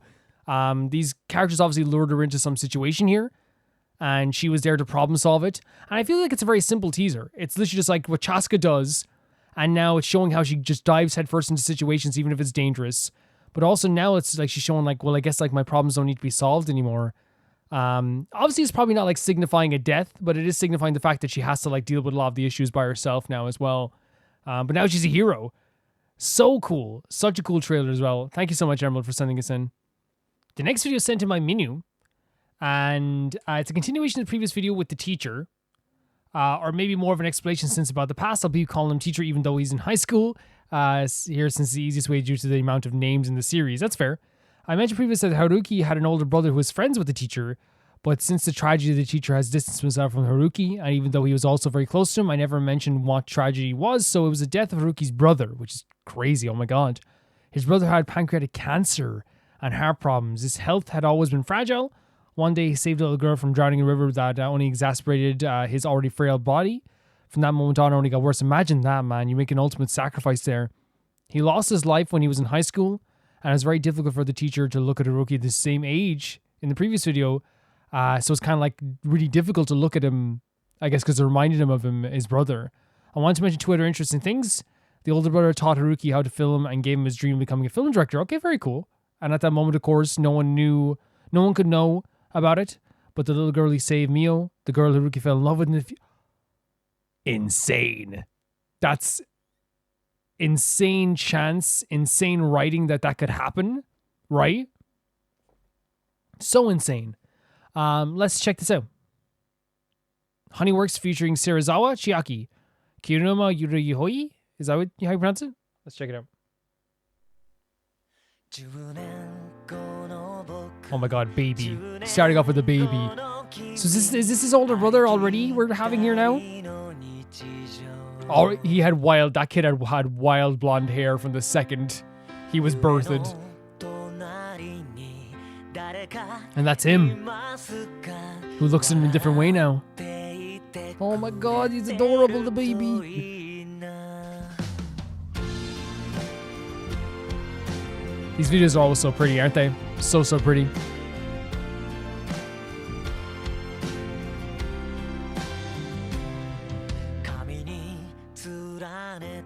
And this was, again, like, it's such a horrible thing to happen, right?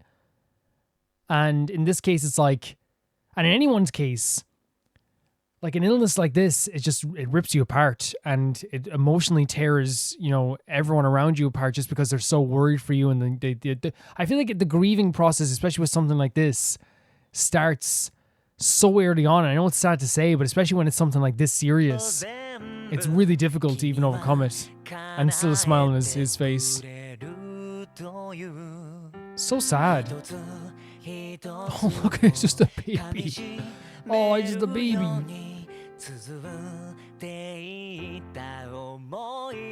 Great cutouts here as well, the pop-ins. Sneaking into the school. Those big gates at the school as well.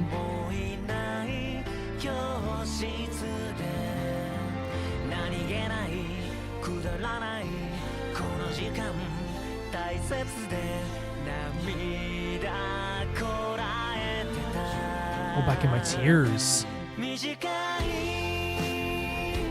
my god, because they're running away from the security guard or the janitor. The panic in this guy's voice, that's so sweet, it's so funny. It's so comedic in a way.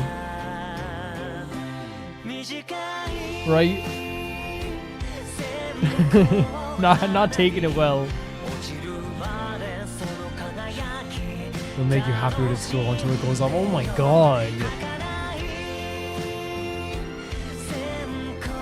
And especially, like, again, like I said, like the grieving process almost starts at a certain point, and like the idea of a sparkler going out and like no longer illuminating the night and having for as long as possible, right? And obviously I want to make it clear, when it comes to illnesses like this, you have to be hopeful. I'm just saying that when it's something so serious, a lot of family members, I would believe, and a lot of friends would be like, man, what am I going to do? Well, what can we possibly do, It's a weird feeling. And there's a sparkler itself.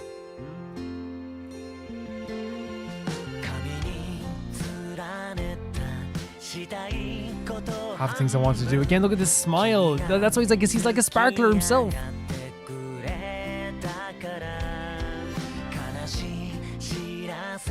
Here it is. Okay, so here's the news. It's probably that it's oh my god.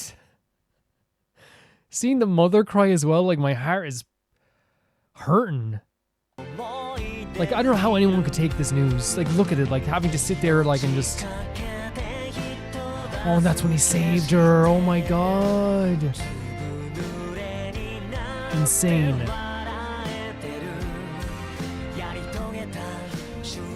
And he clearly looked up to his brother a lot, as a lot of younger brothers do.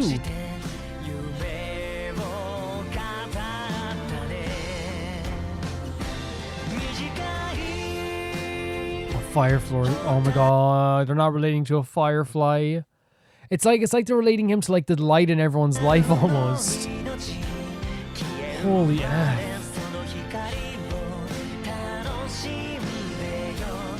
And it's like he made an effort to make other people happy in his life. Oh my god, this is so sad. I need a second. Because I'm like I always I expect these to be sad, right? Because it's Honeyworks, right? But like with Haruki's older brother here as well, like, the way Honeyworks videos goes, it tends to look at different perspectives, and in this case it makes almost so much sense now, I just relating his life to a sparkler or a firefly is so sad to me. It's such a good analogy and such a good symbolic thing to do. It doesn't make it any easier, does it?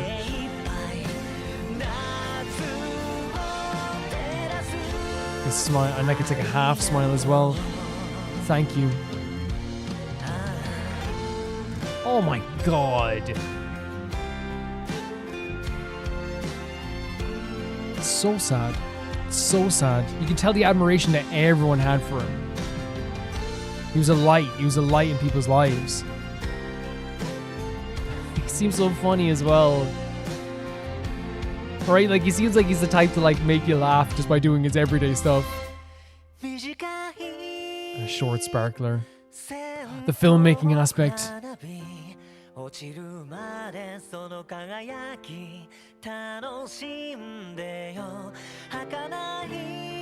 Literally a smile that could light up the night. Are you kidding? Oh. I am dying. I am dying. And it's like this short time that I have with you until it goes off. And the little peace sign as well. Stop. Stop right now. And this is obviously that moment when they try to revive them. That is so sad.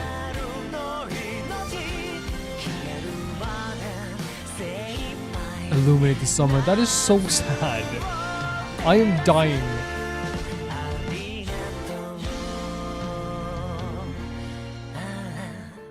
Oh my god. And it's all...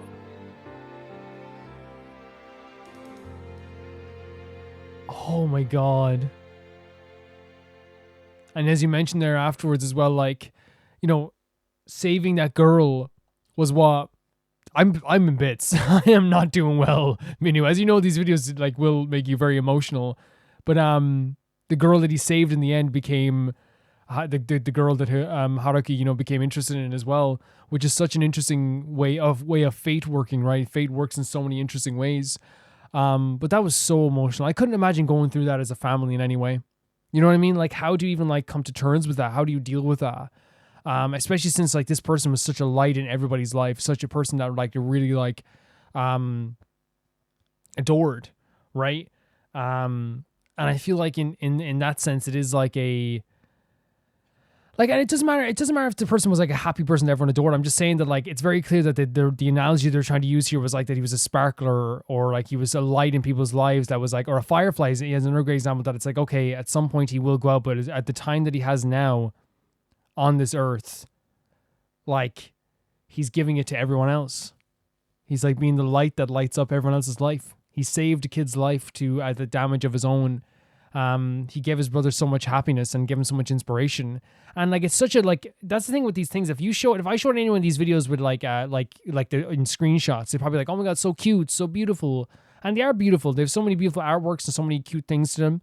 But like one of the things I think people like would probably be shocked to find out is that like there's so many deep emotions to all of these things. And in this, like, you have a resentment in a way where it's like he's missing his friends so much, so that's why he's mistreating Haruki so much. And why he's distancing himself from Haruki. And Haruki can't understand it. Haruki just can't fathom it. It's just like, why are you distancing yourself from me? Because again, he sees his brother. He looks at him and he sees his brother. And I can imagine how difficult that is. And for his brother towards the end of his life there, I think what's so good about that as well is because while he was like a light in his brother's life, I guarantee you his little brother, like, you know, not really understanding what's happening was a total light in his life as well. Yeah, again, a very pretty song, high emotions. The story and the world of the Honeyworks videos is astronomically large and beautiful, and I'm so happy that I got to see a lot of these, you know what I mean? It's so incredible that we get to see this stuff. It's like a highlight. It really is.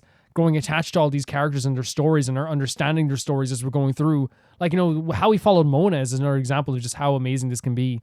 Really incredible stuff, Minu. Thank you so much for sending us in. I love the Honeyworks stuff, and I also like get very saddened by it as well. The next video is sent in by Angel313. This solar power from ZB1 is a bit different from the other songs. Let's check it out. We love ZB1.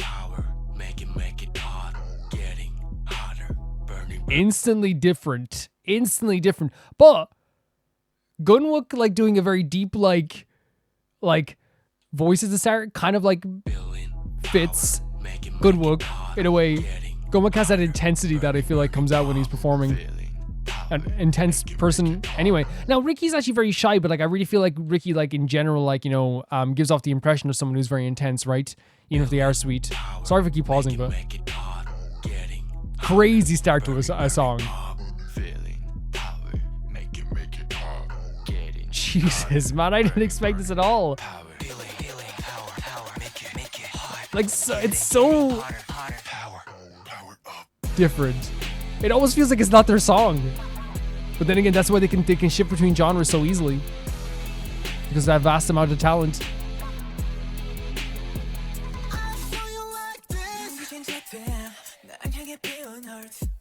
So freaking cool. Get it, G1, get it. You hover on me too long, there's no end to this?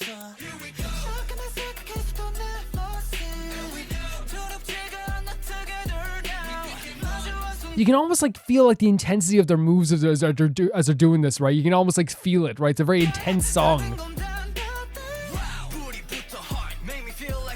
Get it, Groovin'.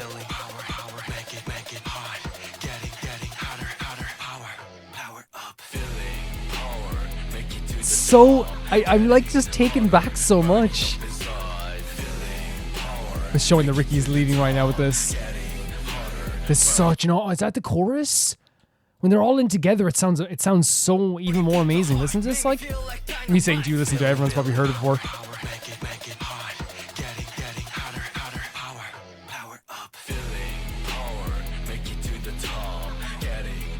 Ricky does such a good job with this. Sounds so good, all the harmonies, the different voices. Ricky's killing it. Killing it. Groovin', I love it. I love what they're doing here. I love it so much.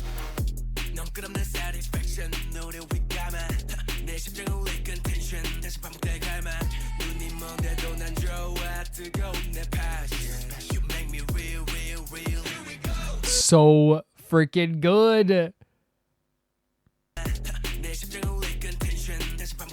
Like how it's sped up a bit too. This is what I'm talking about. Like he's like again, they're all the sweetest people, right? But like how they turn on the intensity is so impressive to me. Get it today.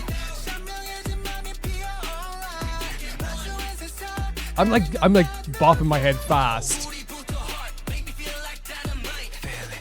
I just like something. Usually with the deepest voice in the world, 17.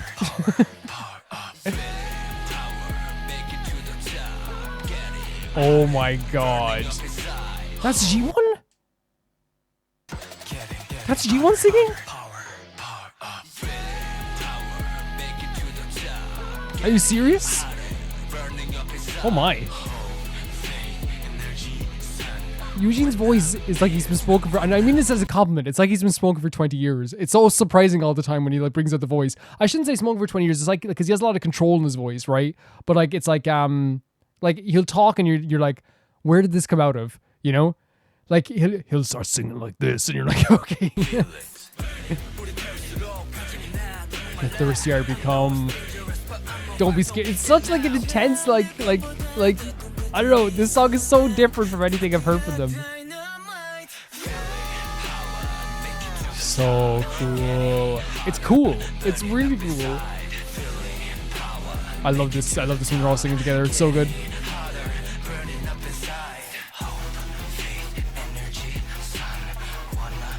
You are the sun.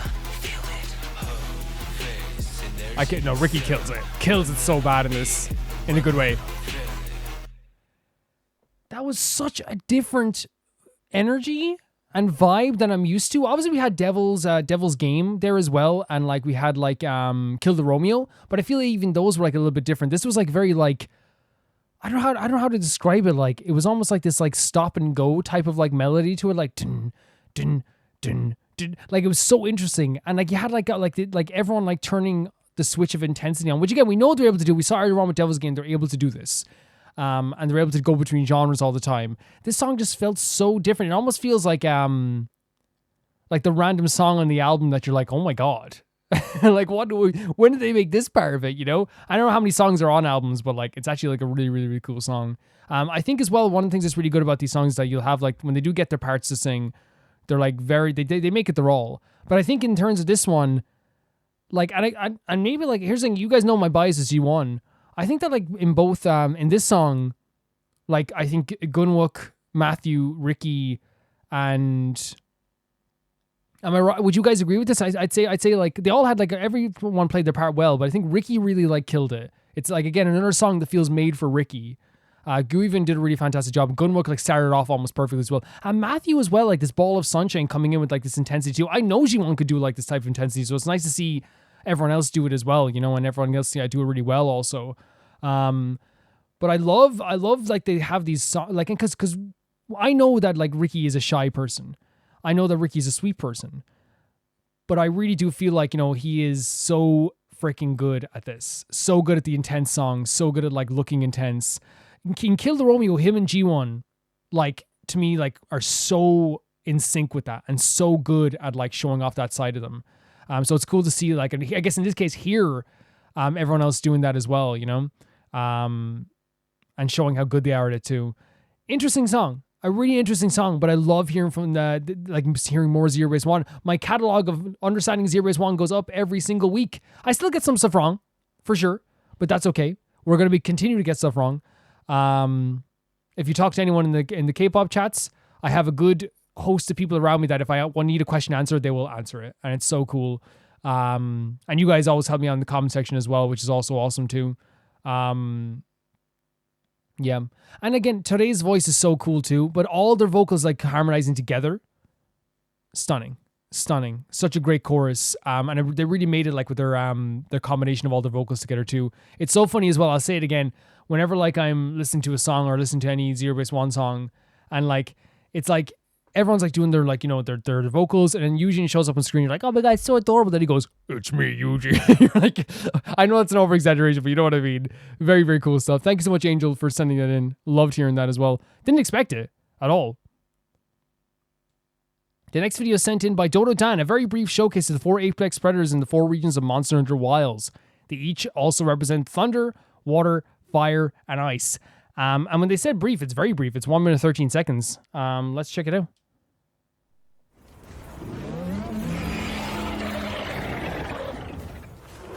Is Monster Hunter Wilds the new one? I think it is, right? It's very popular. It's going insane right now. These boss rooms or whatever, incredible. Like this looks incredible.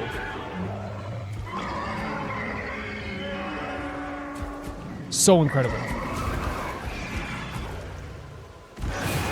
Sick. The size of the freaking like wings. So we saw this guy last week, or heard his music last week. Intense area. Look at this. Almost feels like the end of the world. It's Ash. Did you breathe fire?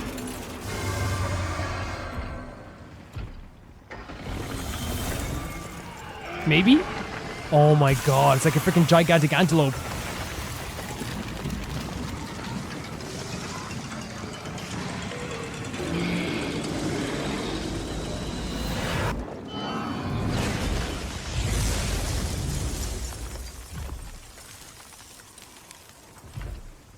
They just changed the entire world. This creature just changed the entire biome. We're no longer in ash. We are now in snow. We're in winter. He said, I want Christmas. Here it comes. Insane creature. This area is my favorite. Like, this looks amazing, by the way. Look at this. And maybe it's because I'm so partial to areas like this, because I love areas that look like I shouldn't be there. Like old, ancient, like stone buildings, like waterfalls. Shadow of the Colossus. Perfect example that I Shadow of the Colossus. But yeah, I love this type of stuff. It looks so freaking cool. This was insane as well, the wingspan here. I love a monster as well that has like a icky, like gross, like jiggle to him, you know? Because like it's one thing to have like a chunky monster that's like, oh, look, he's like really furry, there's a big belly on him, right? But having a monster that has like a slimy jiggle to him, that's sick, you know, in a good way. We got some, we love was it weirdos and chunky creatures. That's our favorite thing. And this is a weirdo chunky creature for sure. That was awesome. Yeah, there's like different apex predators in each game, I suppose. Is that what we're saying? And in this sense, we have all of them on display here as well. In different biomes as well. I always like find it so interesting, these Monster Hunter videos, because like I generally like don't know a lot beyond like what you've taught me, Dorodan. And it's so funny, like all my knowledge of Monster Hunter pretty much comes from like the few hours I played of like a Monster Hunter game when I was like 10 years ago, and from you. That's it. That's my Monster Hunter knowledge. And also like that I know that like Maximilian Dude's playing it now as well, and that it's also one of the most popular games in the world right now. So there's that also, which is pretty freaking cool. And like for me, like when it comes to like these type of things with the Monster Hunter stuff, the creatures like look so freaking cool. And then they always like have something about them that's like, oh, it's like, why is this one the apex? And it's like, oh, okay, that's why. Like something will happen, they'll expand or do something. Now I know why that like octopus creature is the apex. He's freaking insane. And his music is absolutely incredible as well. But I really do think that like it's you will know, I think in the games as well, how crazy they are. Monster Hunter for me, I talk about it all the time. Like I'd love to get into it. It's just time. Because I have so many games in my freaking backlog right now. I'm currently playing Pyro Yakuza. I actually stopped myself recently because I was like, I'm not playing the new WWE game because I'm like, look, I won't, like, that's so irresponsible of me to buy a new game when I have to play some other games and I still haven't finished the games I already bought. So I like stopped myself. I stopped myself for the first time ever. I didn't buy the WWE game when I do every single year. I just didn't buy it this year. I might buy it when it's on sale down the line, but right now I'm just like, nah, I'm going to wait for them to fix everything, and I'm also going to like make sure I keep my money for games that I actually would want to play as well. But yeah, it's always so awesome hearing from seeing this stuff Jordan, and these like videos as well are so cool too. When you get to look at all these different creatures that I never like to me it's like so foreign, but like it seems so modern at the same time now. Like how the graphics have changed even. Like it looks incredible. Yeah. Thank you so much, Jordan. The next video is sent in by Malcolm Hunday. Back during the pandemic, I worked as a programmer for a lottery company developing bingo app on Unity. That's awesome. And while I didn't truly enjoy the project I was working on, this was one of the videos that showed me that coding wasn't just making convoluted algorithms to do simple tasks, but it was also an art form. Let's check it out. A more polished looking game, I will need to work on. Oh, there you go. So I finished learning how to make an FPS controller, but if I want to make a more polished looking game, I will need to work on my environment. And since I'm more of a coder than an artist, I think there's no better way than with procedural generation. So procedural generation. So let's begin by starting a new project. So is procedural generation is when it's randomized? Next, it's time to go on my usual YouTube grind and figure or when it's I'm not do mesh generation. up on this stuff. Thankfully, Brackeys has 3 videos on this topic. 3 days later. Great stuff. After watching Brackeys' videos, I'm now able to generate meshes of any size that I need, and all it took is the code you see on the left. Now to make this look like terrain, use something called Perlin Noise, which is an algorithm created by Ken Perlin to help make more natural looking textures and terrain on the movie Tron. What I'm using here is the 2D version, which generates values between 0 and 1. To represent this, I map the numbers closer to 0 as black and numbers closer to 1 as white. The power of this algorithm comes when you multiply that Perlin value by a number. For instance, I can use Perlin Noise multiplied by an amplitude to procedurally generate the height of my terrain. Okay. Like again, I'll just be honest, as Malcolm knows, I've talked about this Malcolm before. I'm not going to understand everything that's happening in these videos, but I do think it's like interesting to see this stuff as well. I do. This is all fine and dandy, but I wanted a little bit more control over my environment. Thankfully, I found this tutorial series by Sebastian Legg, and it covered everything I wanted to know and more. It seriously was so good that I gave it a watch a few times over. The problem is, it goes into so much depth that is too comprehensive for my puny brain to handle. So I took 2 of the simpler concepts to add to my generator. 1 was the ability to finely tune the noise, and 2 was this concept of multiplying the Perlin noise with the fall-off map to create islands. I actually wrote my own version of Sebastian's fall-off map so that I could set where the fall-off begins and ends. Here's a preview of that code for those of you who are. Oh my god. Whenever I see this, like you know when I think you can like press a few buttons and like some code comes up on your computer, and I'm always like, what the frick? You know when you press the wrong button, and I'm like, what the hell just happened? Interested. I also fixed Sebastian's noise generator because I think he broke it around episode 6 and then never fixed it. When you change the scale, you're supposed to be able to zoom in and out of the Perlin map, but right now it almost seems like you're generating a new map. I narrowed down the problem to these lines here.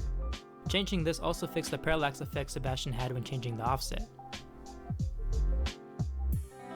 Now that we have more control over our environment, it's time to move on to my favorite topic from elementary school, and that is coloring. Okay. So now you have the actual environment itself? I spent about a week or two trying to recreate the style Sebastian had for his intro. He shows that he's generating a texture with these nicely rounded edges, but in the tutorials, he only teaches us how to make a pixelated texture. Okay. One solution I had was to increase the number of sample points we use in the texture, but if you zoom in, we still have the problem of seeing each individual pixel. Right. Then I remembered watching a video by Sebastian where he used marching cubes, and I was almost certain this is the approach he used for generating his texture. So I watched this video by the coding train and converted his marching squares algorithm from JavaScript into C#. I got pretty close to the results I wanted, but when you view this on the terrain, you could still see each individual pixel.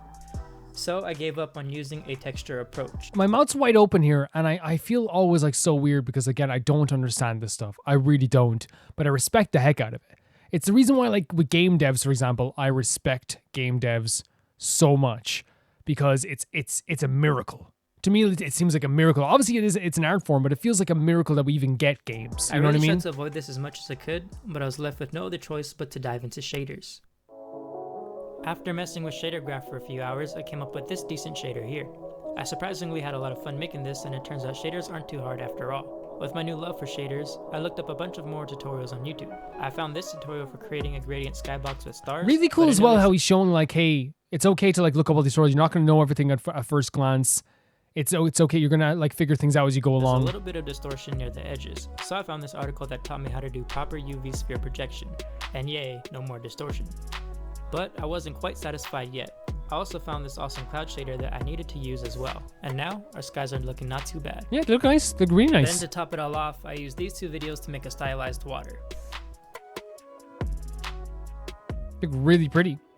Alright, let's finish off this last bit here. So to finish off this project, let's add some vegetation.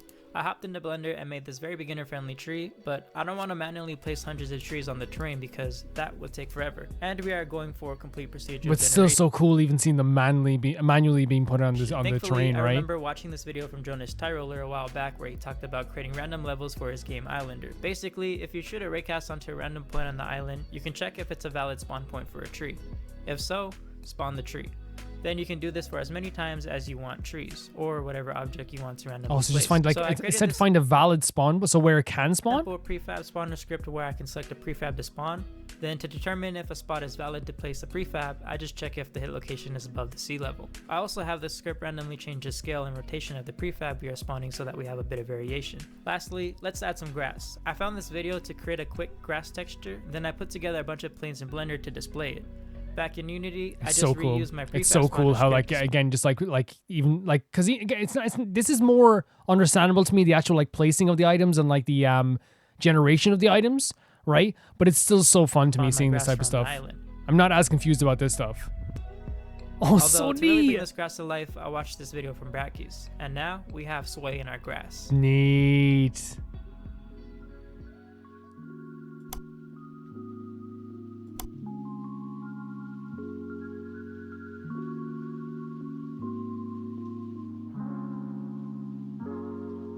So I brought over my I thought it was over there for a second there as well. I was like, okay, cool. So that we can explore the island.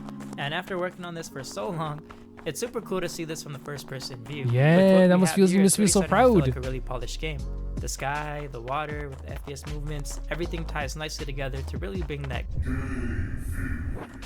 To be honest, I could keep on going and continue to add things to my procedure generator, but then this video will never end. I definitely will be working on this tool in future videos, and I'm just so pleased with how much I was able to figure out. Right. This is definitely going to help me out in any future game that I make, and even just this island already feels like a cool spot to do 1v1 deathmatches on. I mean, yeah, it's simple, but it works, right? But I say simple, but complicated for me. But people might look at it and go, "Oh, it's just a simple map." It takes a bit of work. Good angles to pick off people on the island. But anyways, if you stuck around this long, thank you so much for watching, and I hope to see you in the next one. Subscribe, everyone. Yeah, no, it's so interesting to me how how it works like that, right? How there is a how do I say it? There's a whole world, and again, an art form when it comes to coding and game development and creating a world and all this stuff that because again, to me it's the same way and please don't. Actually, no one should take this the wrong way. It's the same way where people go makeup is an art form. You're just putting on makeup. Who gives a damn if you're doing that or not? You know what I mean? But that's why to me it actually it is important, right? That's why to me it actually does mean something. It's yeah, I can't do that. I probably couldn't do this. Yes, with time I probably could, But like these are art forms that yes, we're not always going to freaking understand. We're not always going to like fully do well, but we can, how do I say it? Like with time and with effort, and you saw the effort that they put in here, and with passion, you can definitely create something really cool. And with this, like you got to see all the different steps. You got to see how like you can make your own textures in Unity. A lot of people use Unity for game development, even like indie horror developers use it as well, which is always very cool to me. I love indie horror games, so like that's a big thing for me as well. In terms of like stuff I'd be interested in, I freaking think this is so neat. And it's such a fun video because like to me it's like a very like inspirational video as well. I know maybe that's what we're trying to get at here, but it is inspirational because like one of the things I think sometimes people are afraid to do is ask for help and also look up help, right? And I think that generation is like changing now because I think a lot of people in our generations, we will look up a tutorial video as soon as we need to, but it's showing that it's 100% okay to not understand everything at first. You're going to make mistakes. You're going to be confused. And there's so much help out there on the internet now. But with this stuff here, it's so cool to see. And it was confusing at first, but then when I started seeing all the trees being planted, all the grass being planted, it was less confusing and just more like awe-inspiring how you're able to do this. Yeah, thank you, Malcolm, for sending us in. This is really cool. Really cool. The next video is sent in by Xiaolao, and it is A Hero's Armor is Always Crimson. Surprise, it'll be a little English just for this cover. I just really found it and liked it while searching the order. So the previous 2 weeks back, Naomi, the assassin last mission was to assassinate this character in the video. Now that she lost her malice and was born anew, she was free. The story starts off with a man named Leonard Avadinia. Fantastic. Let's check it out. So this is in English, which is surprising. Rarely happens. Interesting start. Almost like festival music in a way, right? Wartime music.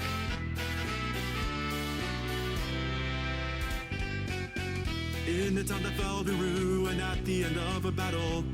So it's so weird to have English in these. None can hold a candle to the victories that he's won, and he's killed more people than anyone. Those of the opposing land are afraid when they see him in sight. Desperately they beg him for their life. So they're okay. So it's like it's almost a song describing this character now then. Okay. Regardless of how frantic their cries, every time he has never halted once to listen to their pleas. Held in the arms of a woman's corpse, a baby girl innocently smiled over at. This is really cool color coding here as well here for this frame. With eyes that were cold as stone, he looked at her and lifted his sword into the air. Can't leave any survivors. Sorry. Jesus. Armor is always the color of crimson. Surely this is the color of the blood that he's covered in. That's so interesting. So the story's about a knight covered in crimson color. Could be that it is his armor, but like maybe the stories are also saying like maybe it's blood, you know? Oh, maybe he's doing it for someone else. Time continued on from there. 5 years came and went soon enough. Even now the war is still going on. In a temporary home, someone awaits his return. Temporary home. None other than that girl. Oh, Jesus. Back when he had met her first, he saw a symbol zone on her clothes of the imperial family crest. It's the English lyrics. I don't know if it's because the English lyrics sometimes it's like they're catching up with the melody a little bit. I don't know if that's just because the way that it's sang or something. It's not a bad thing or anything. It just sounds different, right? It sounds very different in a lot of ways. Maybe I'm wrong. Maybe it's trying to emulate the idea of the Vocaloid stuff as well, maybe? Maybe then she'd be a useful hostage that he could use later on. You foolish girl who says Papa will come home. The colors in this are so good. Like this framing is so cool. This man that you think of as your father is really your true parent's murderer. Make believe burn the child. Yeah, this chorus is so interesting because it's like they're describing. Yeah, now it's the color of treachery.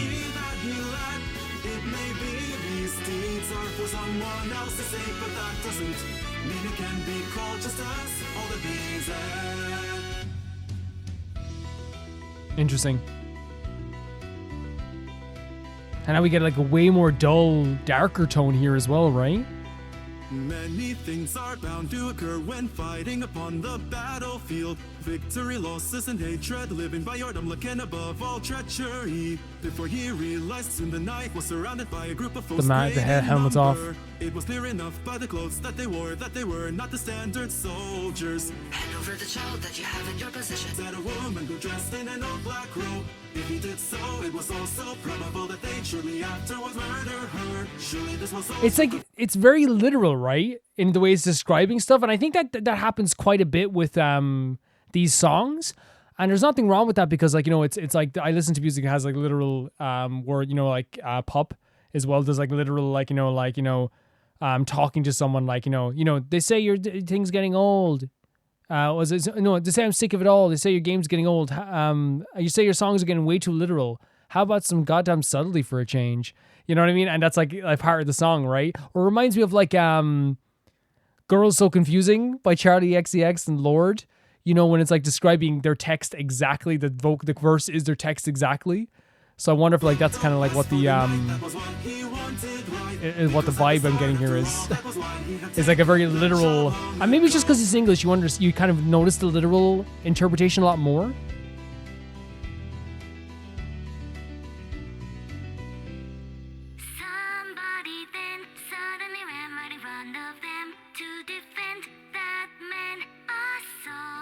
I'm having this shorter vocals here. Smaller vocals, I should say.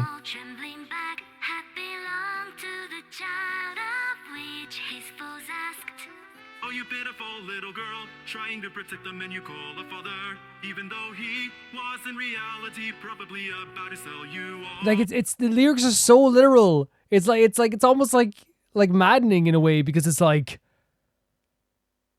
it's almost hard to listen to. Not in a way where it's like, oh, it's a bad song or it's a bad video. I'm saying in like, I think it's because it's in my language now. What's happening is that like it's like coming at me like right in my face, right? So there is like less subtlety maybe in that stuff. But we're getting like it's almost like a very like crass and, you know, less than subtle way of doing it, right? Maybe I'm wrong. Maybe you guys feel differently. Suddenly approached the assassins and he drew his sword. I'm not suited to be a father. Probably not. And I don't lead a life I can be proud of. But if you say that's right, even so, I will become the armor that protects you. Well then, shall we go? So this like relationship, her with the sword in her hand, with this relationship they have as well now. And now they have like the girls' vocals in the background too.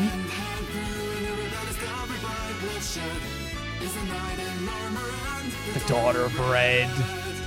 There is no justice or evil on the battlefield. There will surely arrive a day when he'll atone for all he's done. In this world, bad people survive. Good people usually get destroyed.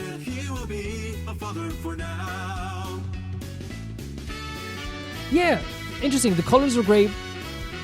The lyrics were very literal, but I think they're always like somewhat literal. But like I think the chorus actually had like a an interesting like way of like describing the Crimson Soldier, which I thought was really, really cool. We can talk about that as well. I love these colors as well.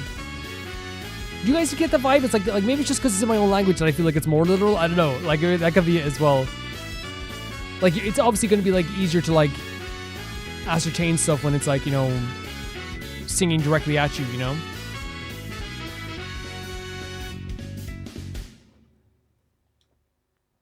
Yeah. So yeah, the song itself was cool. I thought that like the music itself like was like very weird in like the match. And again, when I say weird, I want to say that these songs can be weird, but it's like it's not matching the tone of the song, which to me like is intentional. Like to me, we have this like very fanfare, like almost like JRPG, wartime, happy kind of like festival music, along when they're talking about this like brutal soldier who like will atone for all the stuff he's done. This Crimson Soldier who has killed many people. I love the way they related to the idea where it's like, oh, he has the blood on his. Is he a Crimson Soldier? Is he a Crimson Soldier because he has... How do I say? Is he a Crimson Soldier because he has... Is he what am I trying to say here? I've lost all brain power. Is he a Crimson Soldier because that's the color of his armor? Or is it a Crimson Soldier because he is... because it's blood all over his armor? You know what I mean? And I feel like that's such a good way of like describing like how to describe his appearance and the stories about him, while also having a very symbolic way of like, you know, seeing like his deeds in his armor. It's like people talking about him. Oh, you heard about the Crimson Soldier? Is his armor actually red, or is it stained with blood? Super interesting. And the end there as well, he showed like kind of like a bit of humanity, I suppose, if you can call it that, when it comes to the idea of like, I guess, saving this girl. But it still came at the price of like still more, you know, killing, more murder as well, I suppose also. Which happens a lot in these as well. It happens a lot in these. But yeah, I hope it doesn't make it sound like I'm like, you know, insulting it by saying it sounds very literal. I think it's just a shock and a change when it's in your own language, right? It's a different energy. And I think you'd even say that yourself, Xiao Lao. It's a different energy. So, and I think it's also like different with the beats of the music as well. It really does feel that way anyway. Maybe you see it differently. But you can definitely talk to me about that if you guys want to. But yeah, thank you so much, Xiao Lao, for sending it in. The next video is sent in by Hypernova, and it is 100 things added in Minecraft 1.19, the wild update. I've never actually gotten to play Minecraft with I think on the channel. I did play it like with friends, like casually, where we just talk to each other. We use it as a place to talk to each other, but that was it. It's been a long time though. I remember playing it on the Vita as well. Let's check it out. Today, I bring you 100 things that were added in Minecraft 100 things, though. 1.19. In this video, I'll be covering all the new biomes, the new mobs, the new items, and much, much more in the wild update. Interesting. Anyways, here we go. The first What's feature music? added in the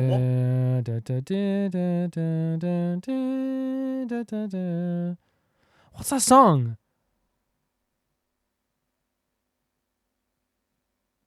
No, what is that song?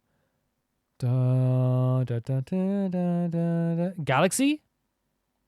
1.19 Wild Update is the addition of a new boat Is it Mario type Galaxy? known as the boat with a chest. That's right, combining a boat and chest in a crafting table allows you to travel across water in a boat while storing That's pretty additional cool. items in a chest. I can see how useful that would be. You could say this item to me anyway. is the best. Get it? Combine the words boat and chest and you get best, sort of? Let's just move on. Great The voice for next this, by the way. addition to the Wild Update is a new tree type that is known as the mangrove tree. So the mangrove tree looks like this, displaying a unique shape compared to other trees in Minecraft. Mangrove trees are also supported by these new blocks known as mangrove roots, which closely resemble leaves. Like all trees, mangrove logs, which look beautiful by the way, can be crafted into planks, which can then give the player the respective blocks such as slabs, stairs, boats, and much, much more. Mangrove trees can also generate with mangrove propagules attached to the leaves. These propagules can be planted just like saplings and will eventually grow into a mangrove tree, but if it's taking too long, just use some bone meal. The next feature added in the This is really well edited, by the way. Wild Update is the addition Whoa. of 2 new biomes, and those biomes are the following. The first biome added is the mangrove swamp, which looks like this. It's pretty cool.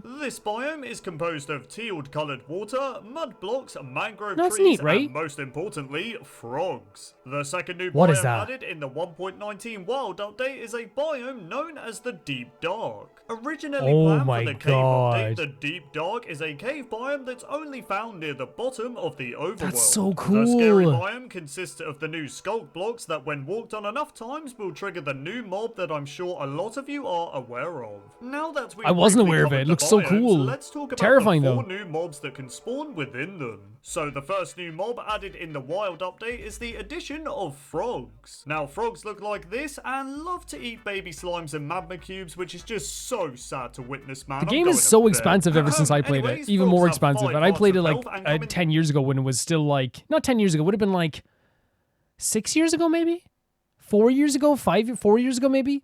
And even then, it was like still Three expansive. different variants, which are temperate frogs, warm frogs, and cold I did play it 10 years ago now, on the Vita. Temperate frogs will spawn naturally in swamp biomes, whereas the warm frogs will spawn naturally in mangrove swamps. However, the cold frogs, on the other hand, can only be spawned by the player in a cold biome, which leads me to talking about the next mob that's been added, which are tadpoles. That's right, tadpoles have also been added in 1.19. It sounded like blocky. I love how like they stay with the Minecraft style. Variants of frogs. Now, tadpoles cannot spawn naturally, which means you can only obtain them by breeding 2 frogs with slime balls. Once the frog enters love mode, it will lay frog spawn on water. What? The frog spawn can take up to 10 Frog minutes blocks to hatch, but spawn once blocks? they do That's hatch, so they'll spawn fun. 2 to 6 tadpoles. That's so the fun. tadpoles will then swim around aimlessly in water and can be hunted and killed by Oh. axolotls. Tadpoles aren't much safer on land either. Get out of there! Just flop around like a fish and quickly die as well. After 20 minutes, a tadpole will grow up into one of the 3 frogs depending on the biome it grows up in. This means in order to obtain the cold frog variant, you will have to pick up a tadpole in a water bucket and place it in a biome with a cold temperature. The next mob added in the 1.19 wild update is the addition of the Allay, which is this cute little guy that won the 2021 mob vote. So the Allay is a passive I cannot believe the stuff they have in Minecraft now. What is this? mob that can only be found in confined cages at pillager outposts and woodland Do you have to save them? mansions. Someone help them out, please. They're trapped. Oh wait, I can do it. Now the Allay will just wander around aimlessly until the player gives it an item by right-clicking on them. The Allay will then follow the player around trying to find dropped versions of the same item that it's holding. For example, I could give That's the so blue good. guy a diamond and they will pick up other dropped diamonds and give them to me, which is pretty cool to be honest. That's such a the good- fourth and final mob added in the 1.19 This is so wild update is a scary. mob that No, everyone that has been creature giving you those items, that's such a fun and creative idea to give you like duplicate items. waiting for, and that mob is the Warden. So the Warden is a hostile mob that looks like Okay, this that's actually kind and of can be freaky. found That in is the kind of new freaky, deep isn't dark it? biome I mentioned earlier. The Warden is summoned when the player activates the new Skulk Shrieker blocks. Now you'll know when the Warden is coming as you'll be inflicted with the darkness effect while the scary guy emerges from the Jesus. ground. The Warden has a whopping 250 hearts of health, making it Wait. extremely difficult to So do you kill. have to hit it 250 times, or do you have to like hit it with like a diamond sword or something? You didn't think it could get worse? You're wrong, because the Warden can deal a crazy 22 hearts of damage to the player on hard difficulty. This damage is enough to kill the player in one hit while wearing full netherite armor, so you should avoid its melee attack at all Insane. costs, because you just know why. However, it is worth noting that the Warden is completely blind, meaning they can only track the player based on Okay, their that's a movement, good so trade-off, just be right? careful moving around these guys and you might be okay. Oh, let's face it, you'll still probably die. Only joking, guys, don't listen to me, I'm trash at Minecraft. A new light source block has been added in the wild update and it's known as the frog light. So the frog light comes in 3 different colors, which are purple, green, Yeah, and no, sorry, the yellow. Warden guy there as well, like, is really, really cool. So I'm just trying to make sure I'm listening to everything here as well. But the Warden guy is also a really cool thing. I love adding, like, again, it's a creepy tone to a game that seemed very lighthearted for a long time. Like this. The frog light emits a light level of 15 and is obtained when a frog eats a tiny magma cube. Again, this is so sad to witness, so I'm just gonna lie down and pretend this feature doesn't exist. Anyways, the frog light color that's dropped will depend on which frog kills the magma cube. For example, if a cold frog kills a tiny magma cube, it will drop a green frog light upon death. Okay. The next feature added in the 1.19 wild update is the addition of a new generated structure known as the Ancient City. So the sick. Ancient City can be found within the Deep Dark biome and they're primarily That's made so- out of deep It makes me want to do it right now. slate, It makes me want to sulfur, explore right and wool. now. Ancient cities can generate with chests containing lots of new unique loot such as echo shards, disc fragments, and the new swift sneak enchantment. You can also find soul lanterns, candles, and skeleton skulls, which is the only mob head that can naturally generate in the overworld, so be sure to pick these up. Other valuable loot within Ancient City chests can include the Other Side music disc, I diamond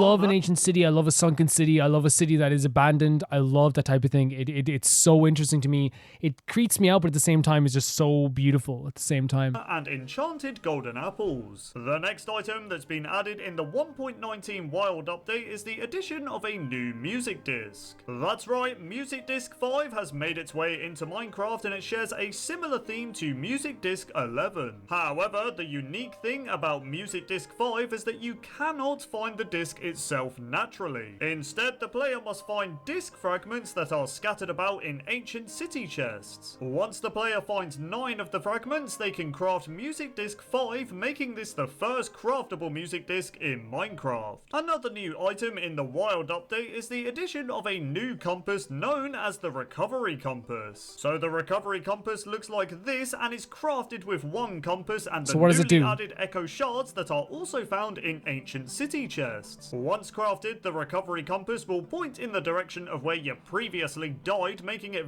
There's so many creative and fantastic. This was 2 years ago. Imagine all the things they updated since then. very useful That's for so finding cool. your lost items, aka it's very useful for me. Get it? Because I die a lot in Minecraft. I don't know why I'm explaining the joke. You guys obviously No, it's got okay. it. The 1.19 Wild update has changed the way players can move with the new Swift Sneak enchantment. That's right, if you're lucky enough to find a Swift Sneak book in an ancient city chest, you can add the enchantment to your leggings. This enchantment allows the player to walk faster while they're sneaking. This is a great enchantment to avoid the warden while still being able to move around quickly. You know what, warden? You're not that scary, mate. Look at you. It's still freaky to me. Anyways, let's move on. As with every update nowadays, the Minecraft title screen in 1.19 has been changed to reflect the Wild update, and I have to say, it looks very lovely. In the 1.19 We love Wild a change in the update, title a screen change as well. has been made to leaves. So prior to 1.19, leaves were not able to be waterlogged, which kinda made no sense. However, as of 1.19, you can see that all of the leaves I've placed are waterlogged, which acts as a nice little change when it comes to decorating your base. Okay, it might like a Oats have bit of received stylish another change update. in 1.19, and it's all to do with their textures. So prior to the Wild update, the paddle colors for all the different boat types were the same. However, as of 1.19, a change was made. It's to so where the simple, boat isn't it? But it paddles works now so well. represent their respective wood color, which is a nice little change. Yeah, it's nice. It's Before the tiny, but it 1.19 works. Wild update, shields used to spin around in a very strange way when they were placed in an item frame. I mean, just look at this, man. It looks so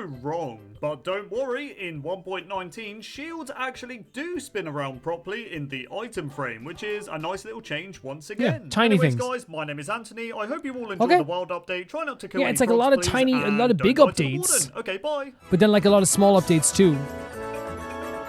I love that aspect of when people are still, of course Minecraft's still getting updated, but we saw it earlier with Baldur's Gate as well, the idea of like an upgrade constantly happening with these games. It's so freaking cool. I truly do think that Minecraft is a great game. It's one of those games that just though how do I say it? Like I haven't gotten around to playing it again because it was like a game I wanted to play with friends. Now I don't know if like eventually we could play it with like you guys or something. We could play with patrons or something. That might be fun. And do like maybe a Minecraft server for like the actual for the Patreon. I think that might be a fun thing to do. But we'll see how that goes because I obviously like multiplayer isn't really my thing. I've always been a single player, player. I've always been more into the idea of single player stuff. So it's not really like always my bag, but I do like the idea of exploring a world and like exploring underground cities. I love the little updates they made, the tiny quality of life stuff they did as well. So cool.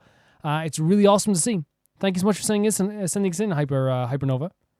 The last video today is sent in by Hiyori, and it is, or Hiyori. I've never been corrected yet, so let's go Hiyori, I guess. Genshin fan art animation, Neuvi Otter. Let's check it out. Sorry, go back to the start there. Adorable. Absolutely adorable.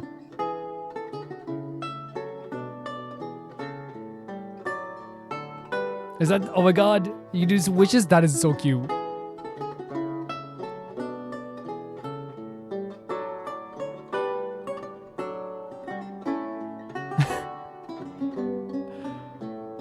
You take all those wishes. Oh, the little red nose. Oh, okay. Giving back as well. Oh, the cards. Do you want the cards? Does it say me? This is just super sweet, right? This is just a super sweet... Oh, it's over already. This is such a super sweet animation, right? It's quite adorable. The one with the cards to me is the best. Like, oh, do you want these as well? And they're like, no, it's okay, it's okay. Very cool stuff. Yeah, lovely video to end this as well. I think it's like, I don't know what the meaning behind it is all, but it's just very, very cute. Very, very cute. I loved people drawing Nouvelle as an otter as well, because those otters that look quite like him as well is also very sweet. Such a good idea. Such a pretty animation. Hiyori, thank you so much for saying this in. I love seeing stuff like that. I love seeing stuff like that so freaking much. So thank you. It brightens my day. My day is like what a way to end Rome Reacts. I'm smiling from year to year after all the sadness and high emotions we've had so far. It's so good to end on a very nice note. By the way, that's not me saying that everyone else should send in like happy stuff. I love the complex emotions we have in Rome Reacts all the time. The fact that we go from like nearly crying to like being so interested, to hearing a really strong, powerful song, to a really deadly, intense song, to seeing a trailer, to seeing Monster Hunter. Those mix of emotions what makes Rome Reacts so freaking good to me. And with that, guys, I want to say thank you to the Never Gonna Pay Baby Gangster here on Patreon, Tyfire2, JB Bowl, John the Banana, The Ghost of Inazuma, Delicious Felix, Yuled, Radish, Anusa, Death Trap, Lynx Marky, Assassin, Colorbow, True Peanut Butter, Alpaca Juice, Peter Shelson, Heck, and Leanne. I'll see you all so soon. Bye bye.